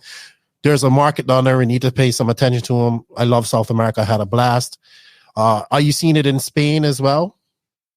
Yeah, but maybe Spanish guys are a little bit more afraid about the change and so on. So some of them are waiting the car just from hands from another guys, not from us. I mean, they think that we can win whatever race with any brand of the market, which is not true at all. I mean, if the car is lacking something, for sure you will not win. So it has to have a platform that can win and it's easy to drive. But for sure, at the beginning they were like, I mean, some of people changed for sure, but now it's just more popular than before. Like because that people are driving around and they said like, oh, that guy was crashing like 10 times during the main and now he crashed 1 time. So, like, the kind of stuff that they're realizing now that maybe they need to test the car and so on. I got many requests about even to your way, like, oh, please, can you take 4 or 5 cars on your luggage and sell them to us? I said, like, man, we don't have even stock now. So it just wait, we will do it. So yeah, I really didn't expect so that much expectation on South America. But I mean, you saw also with me, like we arrived to Peru and directly half of Peru is already with Mayako and many other South American countries. And the best thing is like any of them, like, or even service centers around the world, they take the car and they are super happy with the car. So it's not like, oh, I'm the car and I'm having problems or my car is fishing or something like that. All of them are like, oh, this car is so easy to drive. It's just super comfortable. I like so much the car. So it's something good. Good. Well, you have fun in Uruguay too. And then your first big race is Montpellier. Very hard race. You've won it before. Yeah. What's your thoughts going into that? I don't really know. To be honest, I feel super comfortable with the car. And since my lap times on my home track and comparing other drivers I've been close during these days and so on, I think I can be a little bit more strong than last year. But I want to see myself in a really big competition, like with the all pressure and everything on me. We'll have the warm-up now, which is kind of test, because it's not really a race. I mean, we will not have even trophies, so it's like more kind of testing. But Canas will be there, Ongar will be there, and so many other top guys will attend the race. So I think we'll be good. And then we go to Tico, as you said, completely different track, but it will be good for me also to learn more about the car. And then I come back and we go right after Montpellier GP and then Channel Island, DNC, all this stuff. So, busy time for all of you, actually. Yeah. And I see Alex done well with it. He won at Cash. Is he coming to Uruguay as well? Who? Alex Lim. I don't know. I was talking with him today because I sent him the Brazilian setup we made in Jundiaí. But I didn't ask. I know the Pink Devil is going. And the Pink Devil. Oh, Nico Vagante, JQ's mate. Yeah, so many other people. Like Tico guy called me today, super happy, like, oh man, we are many people. And so it was good. It will be 1 week. It will not be almost 1 month like South America, but yeah, it will be 1 week. Good food and good beef in Uruguay too. Yeah. All right. So JQ, here's something for you, being as you have. So let's not. We have three of the top, like the top three of the best competitors in the last 20 years of RC right here, right? Pretty much. In any situation with, David, I mean, you're the younger one, but these guys are, I think Robert and Tebo about the same age, but you got 3 world championships. You got 3 alphas right here, right? 3 alphas. How are you that all want to win? And you have you, JQ, that I don't know what your plan is here, to retire, to not race. I don't know. All the keyboard warriors are out there busy seeing if you're going to crash if this is going to crash and burn. What's your thoughts on all of this? How are you going to manage all of this? You can barely manage yourself. How are you going to manage 3 alphas? That's why I wanted to have this podcast. Thank you very much. So it is true. I find it hard to even manage myself. And now we have these 3 guys. So I thought that we would have this podcast and hash it out right here. So now we are going to figure out how to actually do it. That's the idea. Do I have to put my cowboy hat on? Maybe. So no, I don't have earphones. Permission. Everyone has permission to speak freely. This is the best time to do so. And Lefty can be moderator if we get stuck. All right. So I think we should do it in rotation. We should go from you, Jared, David, Robert. We can. Or then if everyone doesn't have some comment on something, then we just go to the next one. But anyway, So I think I can lay out the sort of problem, or not really a problem, but still the issue at hand. It's a bit like the World Cup was just now, and then YouTube was recommending all kinds of videos about football.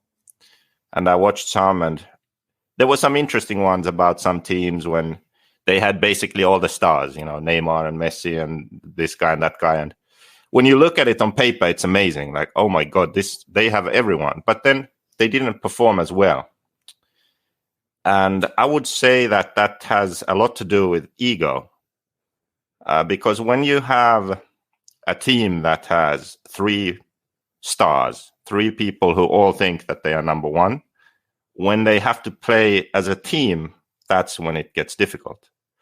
When you have a team where there's 1 star and maybe someone who is clearly a bit below that or in a different role, maybe a third guy in a different role, where everyone sort of finds their natural place, often those teams play better together because no one really feels that same sort of threat level from others. They don't feel threatened, so they are more open. They share the ball, they pass the ball.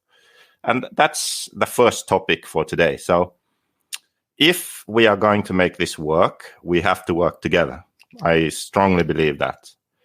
And I can explain some reasons for that, but maybe I could get your comments on this subject first. But what I mean by working together is that when we go racing, for example, we share information with each other regarding car setup, ideas that we could change on the car to improve the performance, tire choice, all of these kind of things.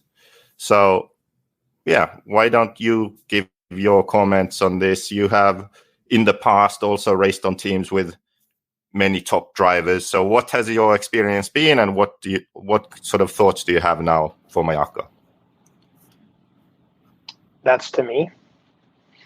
I would say, as far as me being teamed up with David and Robert, on just a personal level, I feel like when you're the top star, you have a lot of pressure. Like, if Tekno was going to win a race, I had to be the person to win that race. So now I feel like the pressure is a little bit less. David's a world-class driver. Robert's a world-class driver. If I have a little bit of an off day, Mayako still has a chance to win. So that pressure is not all on me. And, previous teams, when you're the top dog, you're not really able to have an off day. And sometimes that pressure is just really, really tough. Obviously you don't want to have an off day, but and this situation is different. If me and Robert were 25 and we were still like really looking to prove things, I think it would be a little bit of a different situation. I'm going to be 36 years old soon. I've won plenty of races. I don't feel like I have to prove anything to anybody. I still feel like I'm a really good driver. I feel like there's times now where I'm driving better than I ever have during my career. But I'm not in like a must-win situation. When there was times where I felt like if I lost, my life was going to end or my career was going to end or something like that. And now just being around so much, I know that that's not like reality. And so that pressure is just not really there anymore. I feel like we're going to work great together as a team, sharing information. I like it when David wins. I like it when Robert wins. I'm not going to be upset if those guys beat me. Obviously you want to be the top person on your team, but it's not, I think kind of the friendship that us three have and kind of where we are in our career. I mean, it's not, I'm not going to take David out on the last lap to beat him. That's just not reality. And, same thing with Robert. So I don't think there's going to be any issues with that. That's kind of my take on all that. Sweet. And also, kind of like Robert was saying, you guys are kind of in that transition period of your career where you still have this speed, but you're looking at the future, what you want to do in the long term and stay in the industry. All right. I don't know. Should we go to Robert next and then let the young one answer? Let's go to Robert. I think something similar as Jared. I mean, like, to be honest, from my career, I never got a really big pressure from my team or from any others. Like, I got so much pressure on myself than any other. So I never care about my sponsors or whoever about if I have to win or not, because if I didn't win, I was so much angry with myself that for sure anyone would be more angry than myself. So it was something, this kind of thing for sure. I mean, for sure now it's something similar, because when you are coming to a race, for sure you want to win and you race to win right now. And especially that couple of years more and so on, I just really looking forward to start fighting for the win and be there and trying to get top positions at any race. But for sure, on this case, we are three top guys. So at any of the top level races, we have like 3 shots. So for sure, any of us should make it. That's for sure. So we need to make it happen. So if I don't win, but Jared or David wins, it will be good also for me. So it's not something that I will not be happy or I will argue with whatever similar. It's like more about I would like to fight for the, I don't know, let's say European title with David instead of other ones, or I would like to fight for the win at DNC with Jared and David together. So I mean, it would be like a dream if okay, we fight for the win, all three together. It would be a win, a dream. I mean, I could even finish third. I have no problem about it. If we are all top three, I mean, for sure. I'm in a position now. I'm 35 from last week, so I'm in the position that it's like maybe from 7 or 8 years ago, people start to say me, "Oh, when you will stop racing? When you will stop racing?" and all this shit. So it's just I don't care at all. So I prefer David or Jared to win and not me. So I would say like, okay, I'm 6th or whatever or 7th, but some of day 2 win. So I said like, oh, you see, Mayako is fast. Yeah, but you don't. Yeah, I'm not fast. No worry. I have to stop. No worries. But Mayako is so fast. So I mean, that's the point I'm right now. For sure, when I switch on the race mode, I will be like angry if I don't go fast and all these kind of things. I know already. But for sure, I would take Mayako as first. So my main goal will be, okay, we have a Mayako on top. Mm-hmm. If so, it will be like, okay, we are good. So then I have to improve and blah, blah, blah. So the time we are not on top, any of us three, then we'll have a problem. Then it will be big problem. So then we will have to have the meetings and all necessary to go ahead together and just to work as a team. I mean, that's one of the first topics I told to Joseph, like, okay, I like Mayako, I like everything. But my first thing is David able to work with me, like to work as a team, to work together? Because maybe he will be faster in all races, but maybe I can be faster in some of them races. So, I mean, if I help him or if he helps me, or Jared in this case, because he was not Mayako on that time, so that's why I say David, but any of them like can help the other ones. So that's what I said. If we fight all three together to get the win, it's so much better than if not only one fight to get the win. So I think we are in a good position. I don't know. We will see. Okay. All right. Thank you, Bob. Viking, let's unmute you. You took this brand on your back about over a year ago, carried it for the last year. Does this alleviate some of that stress? I definitely can. You know, take Tebo out. I'm not going to take any one of these two guys out. I'll focus on taking some of the other guys out instead, if that needs to be done. But yeah, I mean, I can definitely confirm the feeling that Jared spoke about just earlier, being like one top guy on the team. I felt like last year, obviously, I had immense pressure on me to show that the car and everything was good.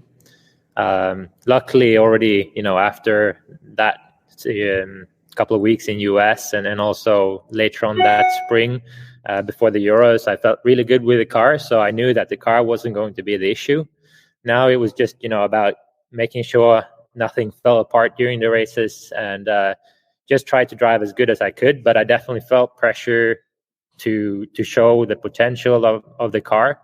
And also, like Robert said, many people probably said that, I would be able to pick up any car and pose these wrestles, but that is not true either. I think you need a good program. You need to have the car set up the way that makes you comfortable driving at this level, because there's so much talent right now, so many fast guys, and there's really no room for having the setup a little bit off, because then there's going to be someone that is quicker.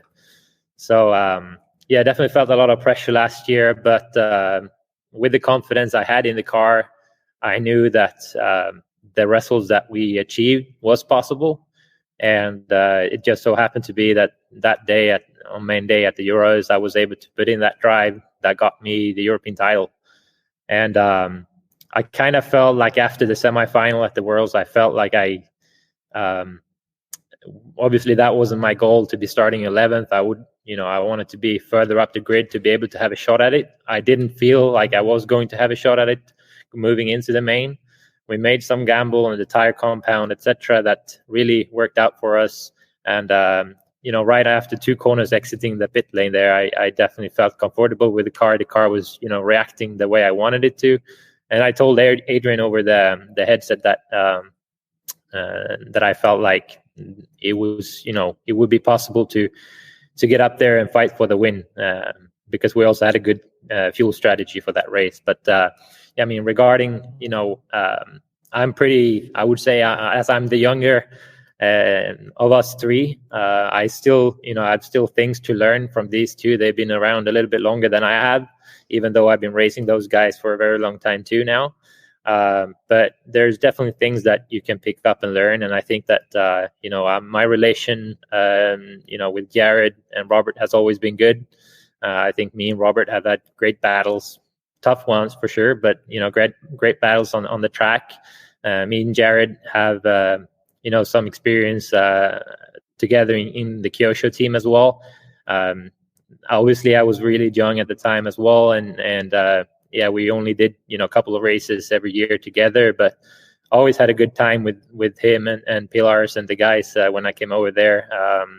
I don't see any issue right here as long as I come out on the top. Yeah, I want to touch on something that David said there, but first it was good that all of you basically said what I was thinking too, which is, yes, you are all 3 capable of winning, but if we look at the big picture, then David's expected to win, and Robert and Jared can win. Yes, that's fine, but the role in Mayako is a bit different. So I guess it's good that all 3 of you sort of agree with that setup already. But what I wanted to, go on.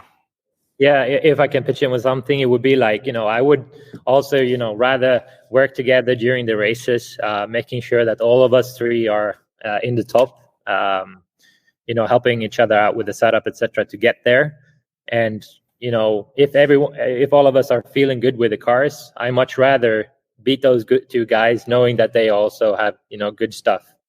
Then we are on the same, playing field, and that would give me a better satisfaction as well if I beat those guys, knowing that their cars are also good, other than, working for myself, making sure I'm feeling good and they are finishing 6th and 7th or whatever. I would much rather have us all 3 on the podium, like both other guys also said before. But yeah, that's definitely one of the things that I think that we'll be working really well together. Sweet. Go ahead, JQ. And the one thing that I think gets lost a bit when I think it's normal that people want to keep information to themselves because they feel that, okay, I can have an advantage if I don't share with other people, for example. But something that David mentioned there was that the car was set up well for him. And that's key here, because I know for a fact that Robert and David can't drive the same car. Jared, I don't know well enough yet to know what kind of car he likes. When I say same car, I mean same setup, obviously. It's the same, basically same parts, same Mayako, just a very sort of different way to approach the setup of the car. So when a driver in a team decides, at least a team like this, where we are developing a car, when a driver decides to either withhold information or not be honest and open with information, at the end, it will only hurt themselves in the long term. And that's because, first of all, sharing that information may not even help the other drivers on the team because their requirements and preferences are different. But second of all, it hurts the ability of me to understand what you need. And if I don't understand what you need, it may happen that when we develop the car develops in a direction which is worse for you. So the goal of Mayako isn't to develop a car for David because he's the star driver, the youngest guy on the team, or develop a car for me, like a lot of keyboard warriors say, or for any one person. No, the goal of Mayako is to develop a car that truly is the best on the market, that can cater to anyone's needs.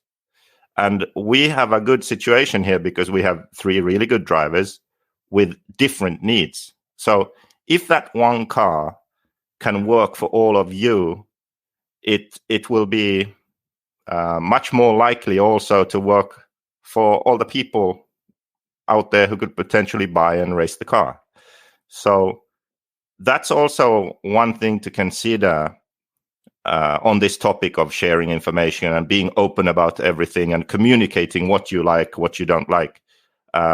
It will help the development of the actual car, and it will make sure that what you want isn't, or what you want and what you don't want isn't forgotten in that process. Because, yeah, you all need something different. Lefty, you were going to say something. Sorry. No, I was just, I was also going to ask, also, all these guys come well, you have the European guys. I'm sure Tebo will be very influential in the American side of things. If the car can do well on both these, let's be honest, these are the both biggest continents and biggest markets in RC. All that, if, you know, Jared can help develop more stuff for the USA style tracks and whatnot.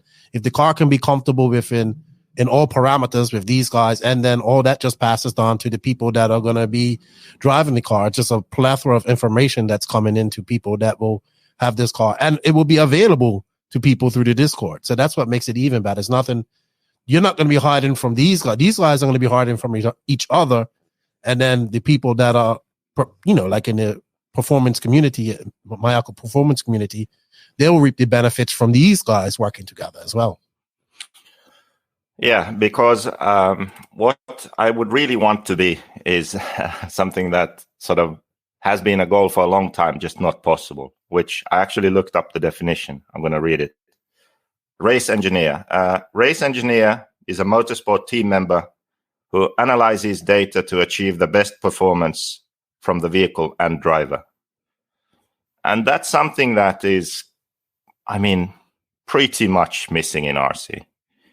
We have some man friends and some people who think they know what a roll center is, but we don't really have someone who really understands the car, understands the driving aspect, and works closely with the driver.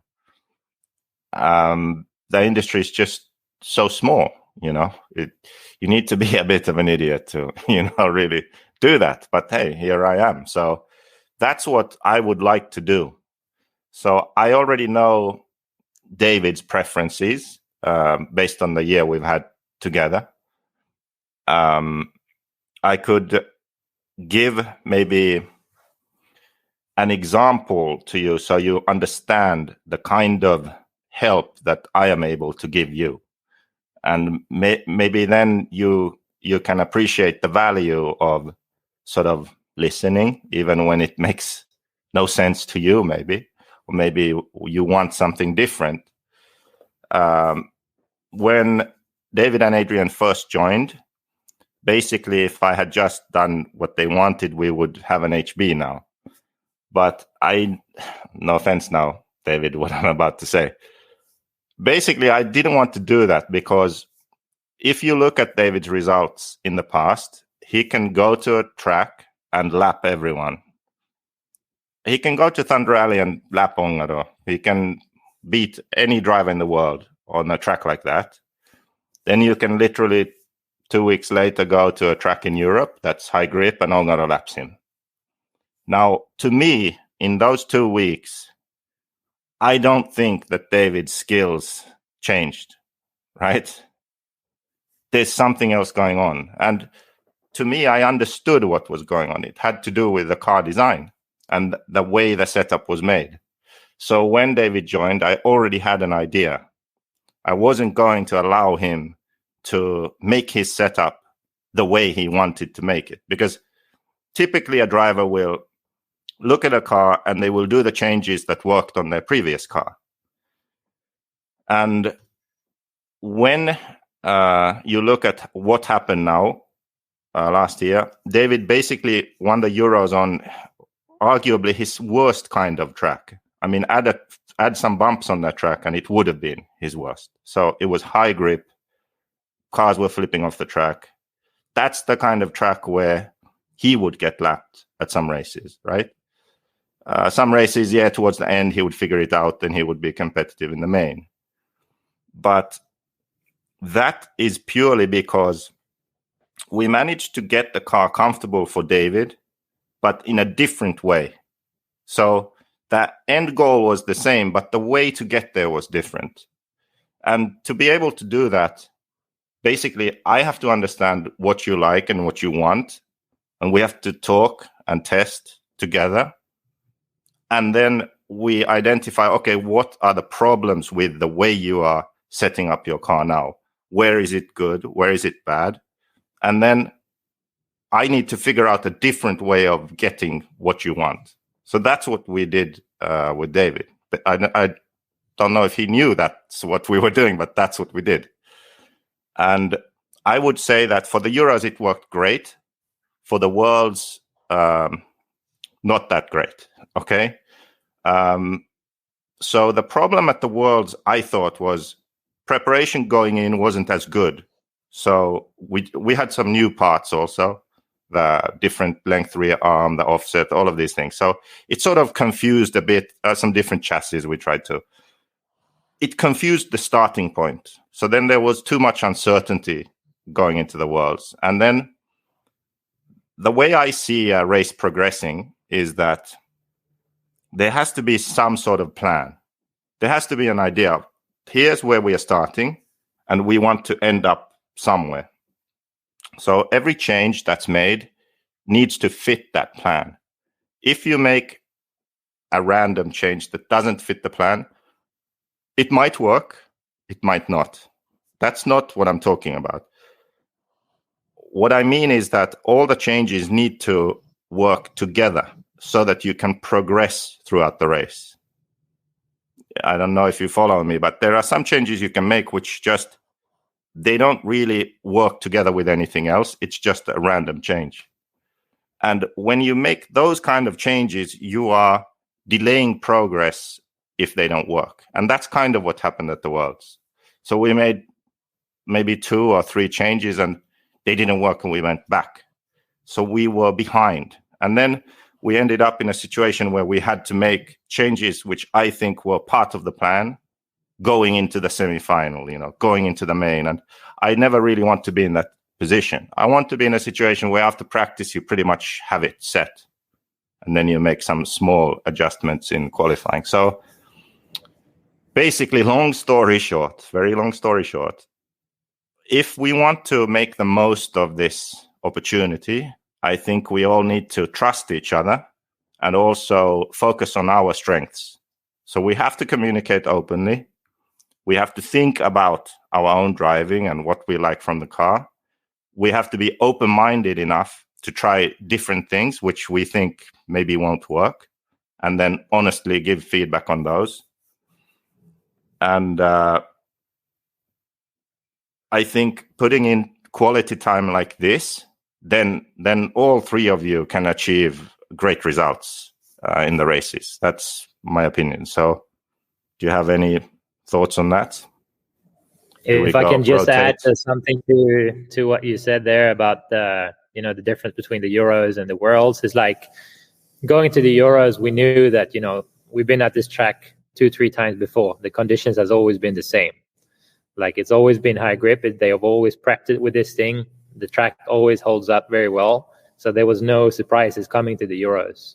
At the World's warm-up, we had one condition of the track where it's, completely blown out in the end. We stayed there. I think we stayed Monday, Tuesday after the race. And, it was really difficult driving around the track without mistakes because it was so rough. Coming into the Worlds, they changed the way they prepped the track. And it was just really different from what we knew, as well as you said, having some new parts that we, didn't have enough time on, I would say. So, yeah, that was a difference there going into the Worlds. And also, if we would have found this tire that we put for the main, I think that also would have helped a lot already from the start. But you can always, it's always easy to be smart afterwards. Yeah, that's why it's important to actually test in different conditions on different kinds of tracks and have your starting setup and your tuning window. So you sort of know which things are good to change in the different conditions. That's really important because many of these big races we go to, you have very limited track time when the racing starts. So you have to know, okay, the track is changing like this, then we're going to make this change. You have to know that from testing beforehand. Yeah. Cool. Does anybody have anything to add? Yeah, I'll add to that. I think like what Joseph was saying, the race engineer role is definitely missing in RC. Like you said, just the industry is small. So a lot of companies and people just don't have extra funds really to have somebody there that can actually watch the car. The pit guy can try to watch the car, but you really can't see anything from pit lane. As a driver, you can try to watch your car some, but it's pretty difficult. That's something that happened to me at SIC was just, unfortunately, just kind of put it in a situation to go race without, a whole lot of time on the car. And, I'll take that responsibility there. That was something that I wanted to do, was just go race and learn that way, just because I can't go test right now. And, I was having an uncomfortable feel with the rear end that I thought I was seeing with my eyes. But then afterwards, we had someone take some slow motion video of my car, and it was completely opposite to what I thought I was seeing while I was driving. So, I think that's really, really important, like what Joseph was saying. And honestly, for me, just joining Mayako, having Joseph with the knowledge that he has, I would say in my whole career, that's been a weak part of me. I have more so relied on my driving. I think that I am one of the more skilled drivers. I can read the track better than most people. My weak link would be understanding the setup of the car and being able to trust changes and things like that. Just being completely transparent, that's my weakest link. And I think it would be really good for me personally to have Joseph study my car, study my driving, and me be able to, really truly gain that trust when he says something, and, just get that trust. The first race was difficult because, he wasn't there. He couldn't really see it. I'm trying to explain it, but it's hard, especially when tracks are changing and you're trying to learn something, it's just really difficult. And, I'm looking forward to that. I'm hoping the testing before DNC and just the time that we get together at DNC is going to be really, really good.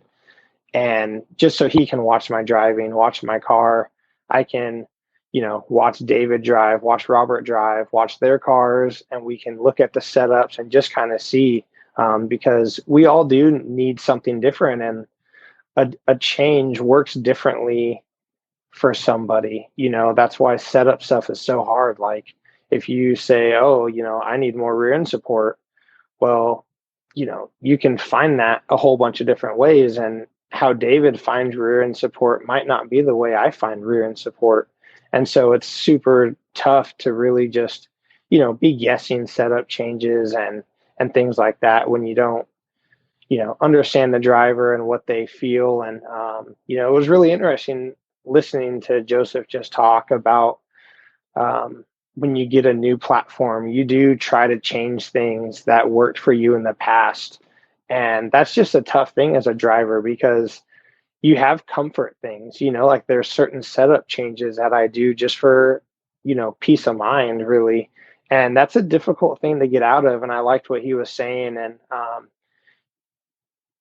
that's a really good way to look at it. And, hopefully, we're able to do that with me too, where I don't kind of, you don't want to drive the same car you drove before. That's pointless. You change cars and you change your program to improve, not to change the sticker and drive the same crap you were driving before.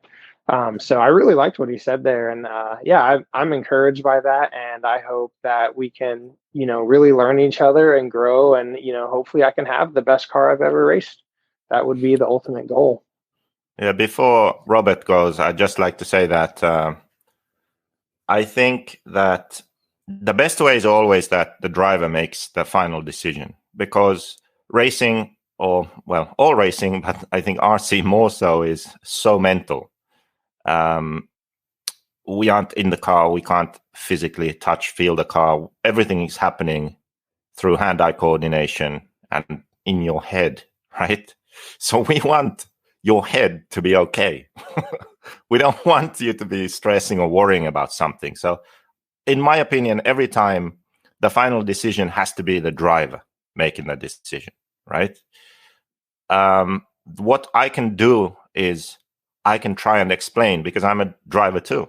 I'm not the world champion, but I'm a driver too. So I can understand what the change is doing and I can feel it on the track. So I can explain what I think will happen and why it will happen. And I can go through different options, different scenarios. And then the driver can decide from those.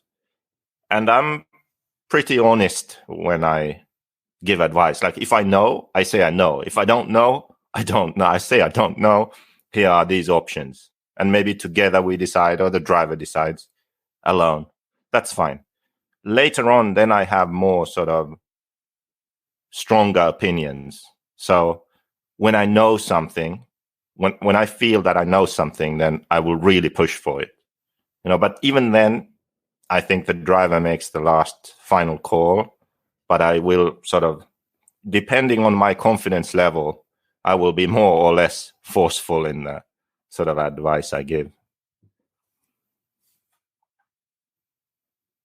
Robert, what's your thoughts on what Joseph just said? I watched you guys work together in South America. I watched you like to geek out on new stuff too. I saw you looking at CAD designs and stuff like that. What's your thoughts on the race engineer role that JQ is, I would say, developing? I think this role's been somewhat around but just not really not been applied like what you're doing now, JQ. It's being more honed and turned into a skill because of your setup knowledge and your driving knowledge and stuff like that. But what are your thoughts, Robert? Yeah, as I said before, like, it's one thing that Mayako makes the difference, I guess. Like, having the guy who designed the cars, who understand the car at all, and who can help us on the setup. As he said, like, my setup will be for sure different as the setup from David or Jared. But I'm sure that if we get a rule, like something like, I would say, I don't know, something like my rear roll bar is usually like 0.1 harder than David, or 0.2 or whatever.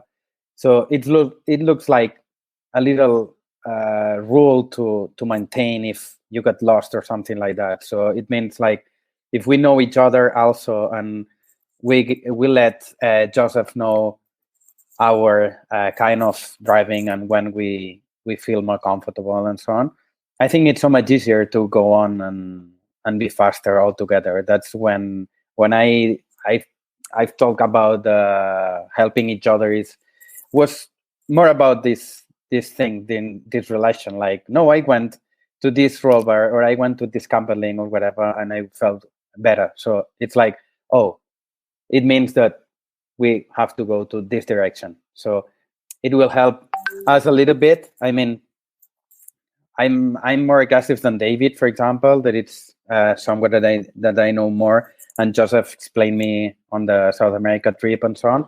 So for sure, we'll not really share a lot of setups, but I'm sure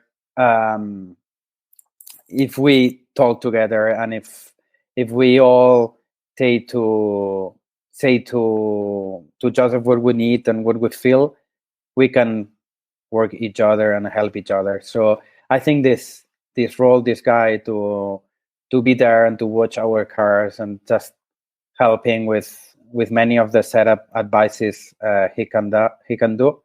It's something I would say not really any other RC brand has right now. So it's some good point from us that we have to take, and we have to bring it to us at any race, just to have this step forward against the other ones, and trying to have our cars like set up perfectly, and then it will be only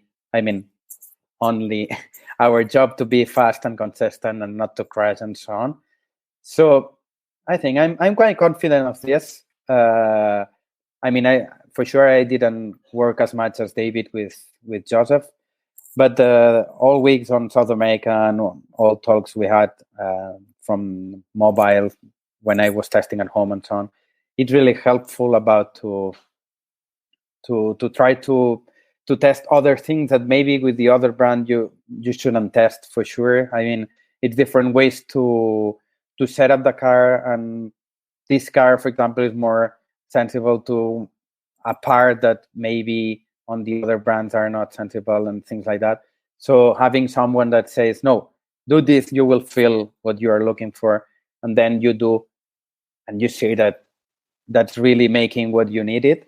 It's something that helps you a lot, like to mainly on this kind of races like USA and years and so on, that you drive between 5 hours, something like that. So that track is quite more different than it was, and you have someone to just help you and just to confirm, like, okay, go ahead with this, it will be better and so on.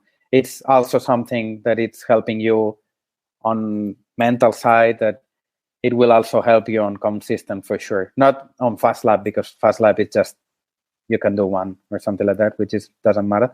But the consistency would be so much better with this kind of guy taking care of our cars and setup and so on. Did he just accept not to race anymore, Joseph? Are you just going to the races to help us out now, or what? Because okay, so here's the deal. You lost against Jessica at the Euros, and you said if you did lose, you're going to return. But if there's anybody that gets out of a bet, it's JQ. Now you got us 3 to take care of, so you don't have time to raise yourself. Yeah, I know, but here's the deal. So I am gonna race 40 plus or open class, and the reason is that to be able to do my job, I have to feel a car on the track.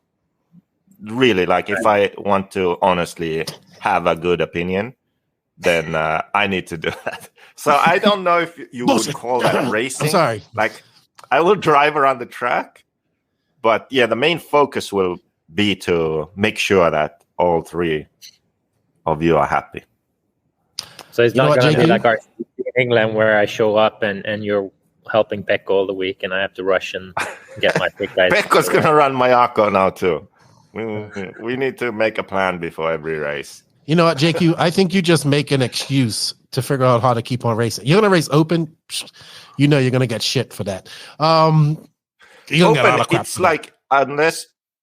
Yeah, but I'm not sponsored, am I? Right? Sponsorship is the only thing, right? No, you're just asking everyone else. You have some tires for me?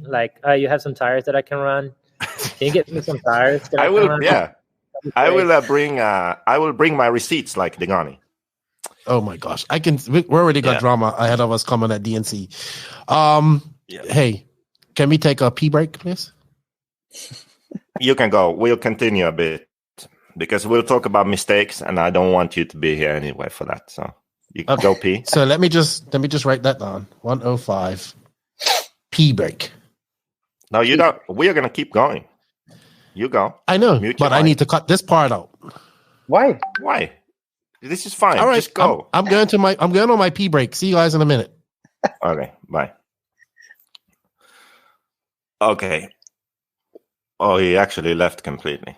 Well, anyway, good Lefty isn't here, because now I can say I also make mistakes. Okay, we all make mistakes. I didn't want Lefty to hear that part. That's the name of the game, right? We're all human. We all make mistakes. The way I would see it is you're drivers racing around the track. Mostly, you don't make mistakes. You make good moves on the track, you win races. sometimes you crash. Sometimes you lose a race that you feel that you should have won. So that's how you succeed or don't. In the future, I think that the way I would make mistakes is I give advice that didn't help you, right? If I'm good at my job, then I will mostly give you advice that helps you, right? So I just want to say that trust is basically consistency plus time. Consistently giving good advice over a long period of time will make you trust my judgment. That's how it works. But if you aren't open to this way of working or thinking, then that time will never come. Some people are like that. So I just wanted to, discuss this point that no one's perfect. No one's always going to win the race, never crash. I will not always give the right advice, So any thoughts on that? Hold on. I'm done. Hold on. Oh, I got back just in time. I heard what you just said. You will not always be right. Let me mark that down. 1:17 p.m. I think the 18th of January 2023. JQ admitted he will not always be right. I think you just turned your camera off, to be honest. Okay, but now what I was going to say is I think it's important also for you maybe in your design ego to accept that some input that we might have can actually work even if it's not right in your head.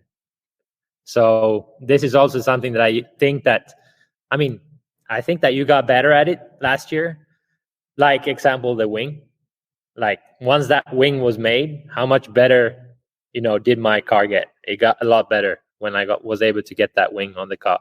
So just, this was just an example, but I think it's important that we, keep working in this direction. Like me, Jared, Robert might have some good ideas that might not sound great in your head, but it might actually work out well on the track. Yes, and that's a perfect segue because that's actually the next topic, car development. But yeah, Robert, did you have something? Yeah, I think it's a problem about all designers. This thing, like the first answer will be no. Then they will think on their own, like, oh, maybe let's see. Then they will come back and they will say your idea, and then it's going. They try to make up a little bit, like, oh, I will do a little bit like this, and then, oh, yes, guys, come on, meeting, please, meeting, come on, yeah, we will do this thing. So I think, in some way, I could understand this. Like, it's many things to take. Like, okay, you get input from your drivers and so on, but you have to really think that this part will be good or not, or how to produce it and how not, and it will be good or not. How many stock we have on the old one, or these kind of things. That I think it's also something you have in mind. But yeah, it's also funny to see like Joseph saying no, then maybe yes, and this kind of thing. So yeah, you only have to make it feel like that is their idea. If it's their idea, it will be great. So you have to announce like the idea you have, and they have to come back, work a week on how to introduce the idea to us in a different way, and then it will be accepted. People always say this, but I don't buy that. Thank God Left is muted. Jared, did you want to say something? Yeah, I'll just add a little bit, kind of to the trust thing. I think you're pretty accurate with that. Being consistent on, what you're saying, and then trust does just take a lot of time. And, like you were saying, we're not all perfect. And so that is really how, to really grow this whole relationship. Like, if I know that you're going to be upset if I crash, then that's a lot of pressure and that's difficult to handle. And same thing for you. Like if if you think that I'm going to be upset if you tell me to do a setup change that didn't work, then that's going to put the pressure on you. And maybe, hesitate you a little bit to offer advice to me. And so, we all have to kind of give and take and realize that we're definitely not perfect. And, we can't get upset with each other and hold things like that, really high. Just if there is a mistake, like I need to trust that you are doing your best to give me the best advice possible for my car to be the most comfortable for me, just like, Mayako and you need to trust that us drivers are doing the best we can in driving preparation, explaining what the cars are doing and things like that. Like we don't ever go out there and try to crash or, try to make a mistake. And, I think that trust going both ways and just being open is really, really important. And sometimes that is missed at certain companies to where, the driver is really held a lot responsible kind of just for everything, even pit guys, like sometimes you can have the perfect race plan, you can drive perfect, you can have the perfect tires on, the perfect setup, and just something happens in pit lane and maybe like the tank doesn't get full or like something silly happens and like those guys might mess up too. And it's just like, we all have to just realize that we're doing what we can. We all have the same goals in mind and build that trust together. And that's where all the true success builds from. Hold on for a second. I agree with you, Jared. Have you guys ever seen that meme of Kermit the Frog just sipping his tea like this? That's exactly how I felt when David said what he said about JQ. A lot of his good ideas are actually mine. They're actually mine. I knew you were going to say that. I told him, and he said, "You're an idiot. That's so dumb." And then 2 weeks later, it's like, "What do you think about doing this?" And I'm like, "That's exactly what I said to do last week." "No, you didn't. You said to do this." He'll change one word. One word. No, continue, JQ. So glad that I'm so glad we're having this chat. Yeah. So anyway, before this year, I was thinking that this will actually be the most difficult thing, a most frustrating thing for all of us.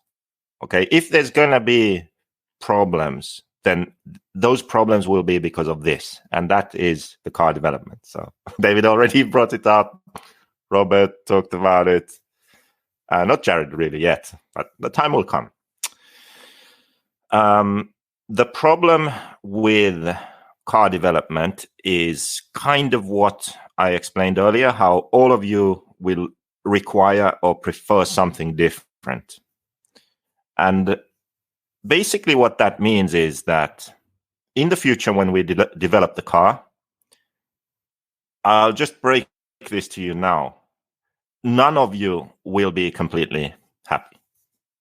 Okay? The reason is that none of you will get all of the things that you want. I mean, even me, most likely, right? And that's simply because we aren't making a car which is specifically for one thing, like one surface, one kind of track, one driver, one style. We are making a car that needs to work and perform at a high level, or practically almost everywhere. Okay, we aren't really making a car for Nemo Raceway car pit track. Okay, forget about that. That's one track in the world, right? But on the grand scheme of things, it needs to work at DNC. It needs to work at Buggyland, Radovan, pro drivers, beginners, hobby drivers who race on the weekend. You know, it needs to be a solid platform for everyone. So that's one of the reasons that when Robert says something and I say no, or he said all designers say no first, maybe one difference between most other designers and me is that I probably have more sort of power to get stuff done. Like I have more, what's the word? Not responsibility, but authority, I would say. Like if I want to do something, I can. If I don't want, I don't. Where I think in many other companies, the designer, he doesn't decide. He has to go to someone else. So I have one less excuse to give to Robert when I say no. And he's like, why? Well, this is kind of the why. So everything has to fit in with everything else going on. What are the other parts that are being developed or already in production? What's the direction of the car? You know, we can't, if Robert wants pillow balls, okay, well, we have this other thing going on, Robert. Like, can you just, no balls now, right? That's an extreme example, but the same thing can happen with everything. Like, if you all want 3 different kinds of wings, we're not going to make 3 different kinds of wings, right? So this is, I think, an area which can become difficult in the future. Like I said, the better I understand what you need, the better the development of the car will reflect that need. So the better you are at testing and communicating what you need, the more likely it is that the future versions of the car will move in a direction that you are happy with. So, yeah, I don't know. Do you have any? Maybe we could talk about the actual car itself now and what you think is good, what's less good, where do you feel the car is at the moment? Maybe that's a way to sort of delve into this topic. I was just wanting to say a little something, just kind of like what you were talking about, Joseph. The car development thing is pretty difficult, I think, to make everybody happy. And there's a couple different ways. I'll just use 2 kind of brands just as an example. You can take like Kyosho. Kanai would take 0 influence from any driver. He did, everything that he wanted. You would have 0 influence. So that's one side of the spectrum. And, that car over the whole history of the brand, like, drove pretty good. But there was definitely certain times, and I would say now, as car setup is more important and car development is more important, just with the faster pace, like certain tracks, you really get like limited to certain track styles where like those types of cars work, especially, he only drives on a certain style of track. So like the car is designed for one specific track condition. Then you go on another side of the spectrum, which I'll use TLR. They pretty much design the car around Phend. And Dakota likes a very odd car. And many people can't drive his car. Cavalieri, wildly skilled driver, could not drive that car. Even Mason Fuller had a lot of problems trying to drive that car. We're learning now, Mason Fuller, wildly skilled driver. So you can go one way or the other, where they're developing that car around Dakota. And I've driven the TLR, and like the steering is crazy feeling, because he likes a very odd steering feel that most people don't like. And so you can build a car too much around a pro driver to where it hurts everybody else. It's great to win, but if customers don't like the car, you can win every race you want and people still aren't going to buy it. If the customers really do like the car, then you can not win quite as much and people are going to buy that car regardless. Which in that aspect, I would say Tekno, their engineer and stuff like that is a pretty sportsman level driver. So they kind of cater to that side. And, they have a little bit more of a difficulty trying to get the car to work for the upper skilled drivers. So there's definitely a balance there for sure. So you can't just follow one style track, one style driver, whether that's your pro driver or yourself as an engineer. You definitely have to mix everything. One thing that we actually have going for us, I think, is the whole membership structure, because the idea of the membership is also that the members can be a sort of part of the development. So they see new parts coming, they can get prototypes to test. And this could actually be somewhere where we can sort of ease the tension between, hey, where are we going with the development of the car?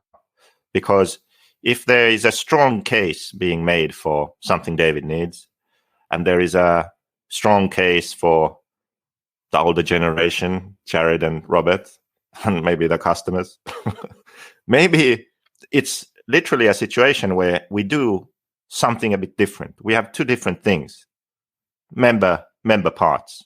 We have the solid Mayako MX-8 normal car anyone can buy, but now we are developing. So we are trying two different things here. So there are these kind of options too, where if there's a strong enough case for something, then okay, we can diverge a bit and try something out. Even when we can't find a sort of compromise for everyone, we can, of course, we aren't going to end up with two completely different cars, but you get the point that we can maybe try a bit more than some other companies. Sweet. Does anybody have anything else to add to that? Everybody's quiet. Actually, one thing. Robert said that, again, I'm finding excuses for the no is the first answer. So another reason, at least if I think about myself, like let's say you come with some idea, you want to do this. So the easiest answer is always no, right? One, or I don't know, or maybe. One reason is also that I might not understand what that change will do, right? So you might feel, okay, this will be better because I tried it and I loved it. Fine. That's great. That's great, Robert. Take it easy. Go sell some cars or something. Go test the track. I'll think about this. Because the thing is, I then have to think, okay, if we're going to make this change, why is it different? Like, how does it affect the car? In what way? In all different conditions? What will David think? What about Jared? What about the customer? I have to think about all the other things that you didn't have to think about because you just tried it and you liked it and that was enough for you. So I want this to be a constant progression, a constant steady improvement, not random changes. Okay. And because of that, if we decide to do something, I kind of need to understand what we are doing. Because I don't want to make a change, not really fully comprehend it, and then realize, that was actually a mistake. And if you look at many brands on the market, that's kind of what they do. And I don't want to do that. So yet another excuse for why no or maybe is the first answer.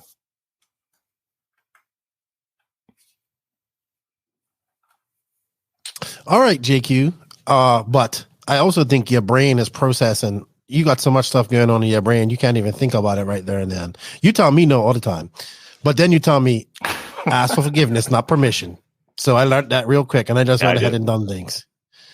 All right. Okay, so we never really talked about the car. Maybe David can start because he has driven it the most. So, okay, let's kickstart this development here. So the good things about the Mayako, and then the things that you would like to improve first.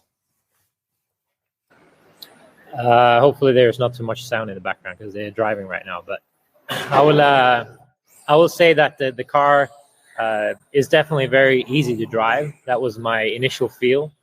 I was struggling in the beginning to get the steering I wanted out of the car because what I was used to before had a bit more steering from the front end. The Mayako was definitely easier and better. I felt more comfortable in high grip conditions where I've struggled with the HP back in the day.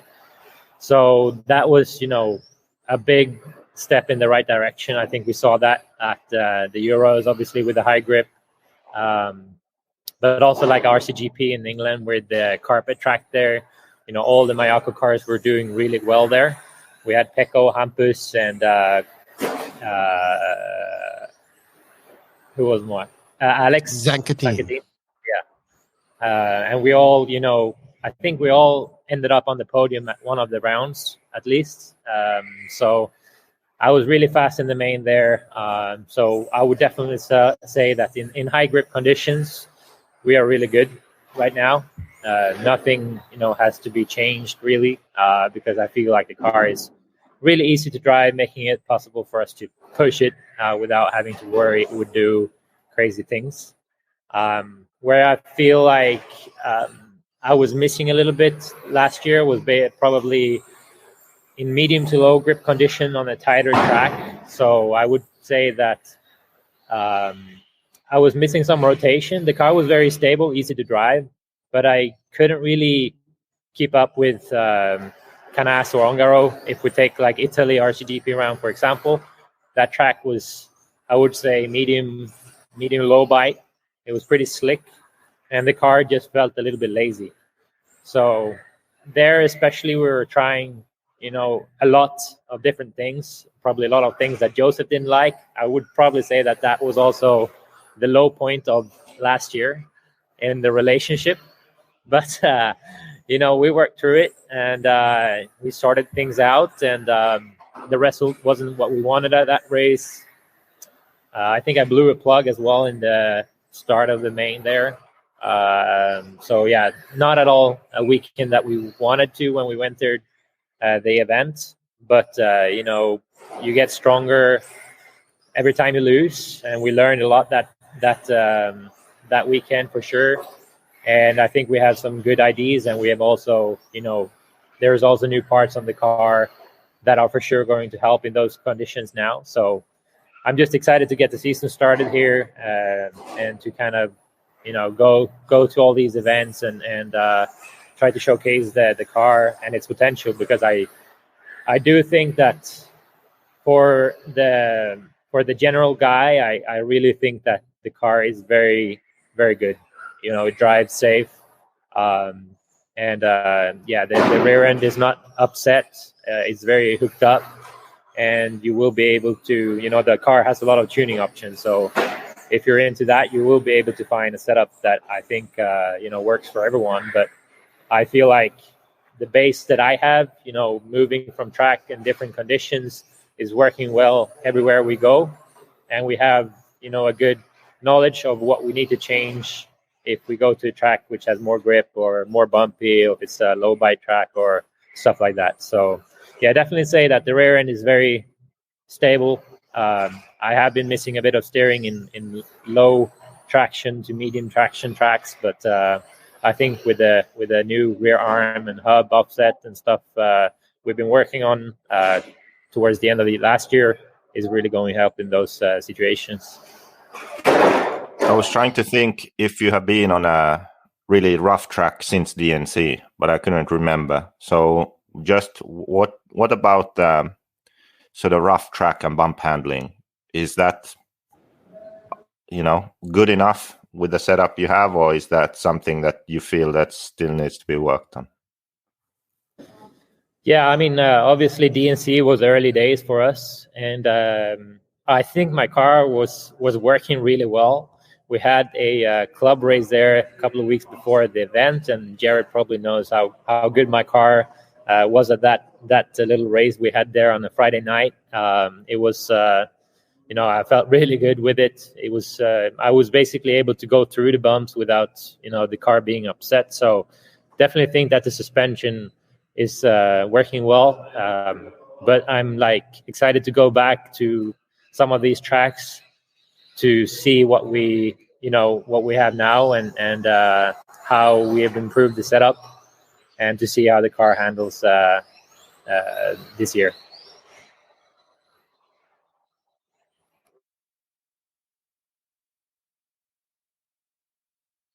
Okay, Robert, maybe? Oh, Robert, next. Yes.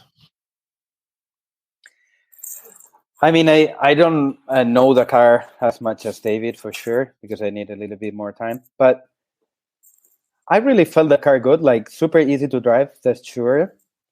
I'm coming, I would say, from completely another kind of car than David. So Mugen, it was steering, because of it rotates so much on the rear. So I came with this setup. So Mayako car for me is steering so much from the front end. So I mean, I feel comfortable because I have to drive less than before to have the good pace. Mainly, I was maybe overdriving most of time. So now I'm getting used to drive easier and smoother, and then it's faster than before, I guess. From my driving, I felt that I always need a little bit more of support on the rear. That's true. I'm always complaining about this to Joseph, that I like to have a little bit more support on power. It's something I had when I tested your car, David, in Redovan. It was like a little bit like lacking support, so I went off power. On power, I was like a little bit off on the rear end. But yeah, mainly, I mean, for me, the car is quite really one of the best possible for a medium driver, that's sure. For me, yeah, this rear support, maybe I have to work more on this. Maybe try to find the right setup. When I get the rear support, then I have the steering I want. So it's like, if I have the steering I want, then I need a little bit more support. Then if I have the support, I maybe need a little bit more steering. So I have to find this compromise. But yeah, we went to a catch track in Chile. It was super rough, like super edgy and difficult to drive. And I said to Joseph, I just took Amazonia here and I will not make even one lap, because with the Mugen, for example, I struggled a lot on these conditions, like US conditions and so on. It was flipping so easy. But to be honest, it was so much easier to drive. Flipping was so much harder. So you could drive like easier and smoother, and you were fast. So I think we're on the good point, just missing this compromise on myself to find the right setup, to have the steering I want with the support I want. But I think it's kind more about a setup thing that platform itself. But for sure we can develop a little bit on this point also for the normal people that they like to just full power everywhere. So it's kind of this style. But yeah, mainly I always felt super good. In Peru, it was super slide track. Like it was sliding so much. And I was told that, maybe Mayako on sliding conditions is not good and so on. But we tested the rear arm, on the short rear arm with the 3-piece hub and so on. And it was awesome on the sliding conditions. So I think we have a good platform on almost all conditions, I would say. How about Jared? Now you haven't run the car that much yet, but this is a good chance to get your sort of initial feeling. Yeah. So I've only ran the car at 3 different tracks so far. I will say my first take on the car is going to be similar to Robert. I felt like the car was just easier to drive. I like to look at consistency, with the lifetime system and everything. Like at every track available in the US, we can see, fast lap, top 3 consecutive, top 3 average, top 5 average, top 10, whatever. And then we have a consistency percentage. And so far I did 1 club race at Thornhill, and then I did SIC, and I've actually had the 2 highest consistencies I've ever had in my, career since lifetime. I always look at consistency as kind of something that, is just a judge that I can tell if someone's comfortable with their car or not. When I'm looking for myself and for, my competition, I always look at the consistency percentage. And at Thornhill, I had a run that was almost 99.6. It was like a mid 99.5, which I've never even seen that high on dirt. So that was really encouraging for me. And then at SIC, I had a upper 99.4. And for me, the consistency is really good with the car. Obviously, SIC, I was trying a lot of different things, probably too many things. I was swapping my front end back and forth a lot, which really just changed the feel of my car. My car there was a lot harder to drive than I was expecting, because at Omaha and at Thornhill, I thought my car was really easy to drive. So that caught me off guard. I wasn't expecting my car to be hard to drive at SIC. And so I think that got me a little frustrated maybe, and just a little confused on what was going on. And it turned out to just be something really silly. I had weight in the back of my car. I tested weight in the back of my car at Omaha and at Thornhill, both without weight, with weight. I thought the weight was a lot better. It gave me like a lot more rotation, a lot more corner speed. And so that's something that, you know, I wasn't really that familiar with putting weight. I've never really ran weight in the back of my cars with the Kyosho or the Tekno. And I didn't really understand the effect that it was giving me. And I was really fast at SIC early in practice, when you needed all that rotation. And so then after testing, you know, we took the weight out, and it completely transformed my car. Like, my car wasn't, you know, super hard to drive anymore. Like, I could actually turn the wheel. So we were searching for lots of different things. You know, I was trying KPI 1, KPI 0. I was trying different camber links. I was trying, you know, all different kinds of stuff that, you know, really the weight was the problem the whole time. Other issue was just the rear camber. I thought I was having too much camber gain. I thought my inside wheel had too much camber, like exiting the corners. I had an issue exiting the corners where it just wasn't comfortable. It would want to like go straight kind of, or it would want to get loose and over rotate. And I couldn't find like the right flow there. And so we just weren't really sure. And, you know, it was opposite of what I thought. So we adjusted the camber some, and it completely fixed that issue. So, you know, for me, I don't have enough time to really say like, oh, the car does this or the car does that. My initial reaction was the car was really easy to drive, really accurate with the steering. I'm really particular with Ackerman and driving accurate with the steering wheel. If you feel my radio, my steering wheel is really soft. You can't feel center, and I drive light on the wheel. I don't just saw side to side, you know, I'm not banging my wheel off the stops or anything like that. I drive pretty light on the wheel. So that steering feel is really important to me. And I feel like I have a really good linear steering feel with the Mayako, and just seeing some of the consistent runs that I've had kind of proves that to me. And I just got to, you know, figure out a little bit more of what I like, and kind of pick and choose, kind of just like commit to the KPI that I want to run for a little bit to learn the rest of the car. Because I think changing back and forth from KPI 1 and 0 so much is not really helping me much. Yeah, Jared sort of explaining how he drives. That's something that we could talk about next. I think the listeners would be interested in that. But first, I would agree with the feedback you had, basically.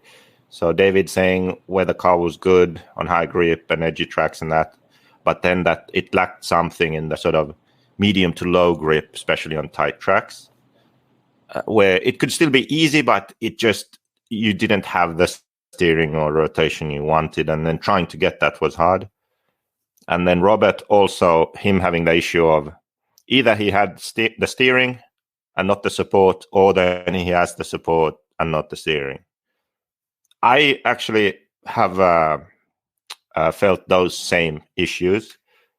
I have, since the beginning pretty much, thought that there's something a bit off. Like, the car is good, but there's a very basic issue Okay.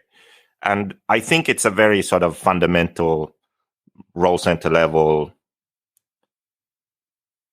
sort of basic design of the car issue. Okay. You can sort of fix it with setup, but it would make sense, at least for me, to understand what it is. And that's something I want to solve before I, make much bigger changes to the car. And one thing actually that I'm doing now is I'm running a touring car, and I've drawn up the different cars on the computer and sort of trying to figure out in touring car the different changes I'm making to hopefully learn something that I can apply to 8-scale off-road, because a car is a car, physics is physics.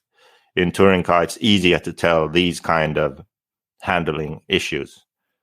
I think it has something to do with that, because when we have enough grip, we don't have the problem. When we have less grip, then we start to see the problem.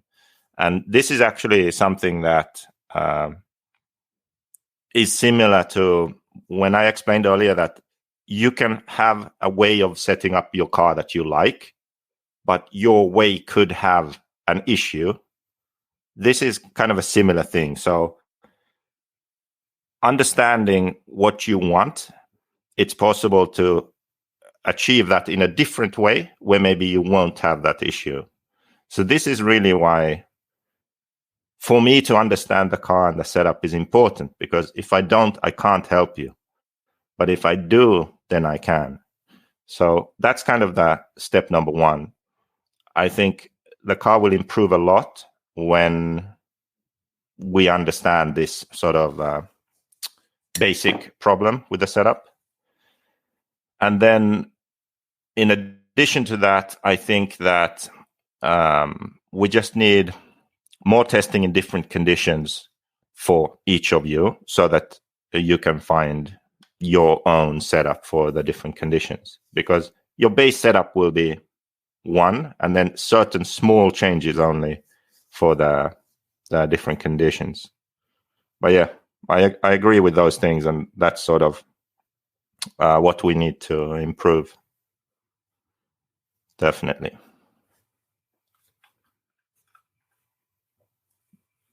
Okay, so Joseph, you said you wanted to talk about something else. You said something, I can't remember. Yeah, well, Jared sort of started explaining how he drives, that he is very precise with the steering inputs. Maybe just elaborate a bit more on how you like the car to handle, how you like to drive, and then we can go to Robert and then David, just so we learn to see the difference in what you like. Because a lot of people always say, well, a good driver, they'll just drive anything. Like he can win with anything. And I've never really agreed to that, because when there are many good drivers, if one driver has exactly the kind of car that he prefers, he's going to be more comfortable and he's going to make less mistakes and he will be more in tune with the car than someone who has to adapt. Talented drivers adapt. That's why they're always good, always fast. But you still have a style that you prefer. So maybe sort of try to explain how you like the car to drive and how you drive it. Yeah. I mean, the whole thing like, oh, a good driver can drive anything. That was maybe accurate like 15 years ago, maybe even 10 years ago. But now it's, everyone's so much more advanced with car setup. Like the good drivers have to have a good car to be able to go fast. The pace is just too fast. For me, I would say my driving style is a little bit unique, where I learned how to drive an RC car with a two-wheel drive car, and a two-wheel drive car on like looser conditions. I learned all my skills with the gas truck. So my throttle input is different. I get on the throttle a lot earlier than most. A gas truck, your braking was really, really important, and you kind of set the truck up like on entry, and then you got on the gas early to carry your speed exiting so that you could like do the jumps and be set up correctly. So I brake a little bit earlier, and I get on the throttle a lot earlier than most. So I do have some issues with support, kind of like what Robert was saying. I feel like I load the side of my car on the rear end quite a bit.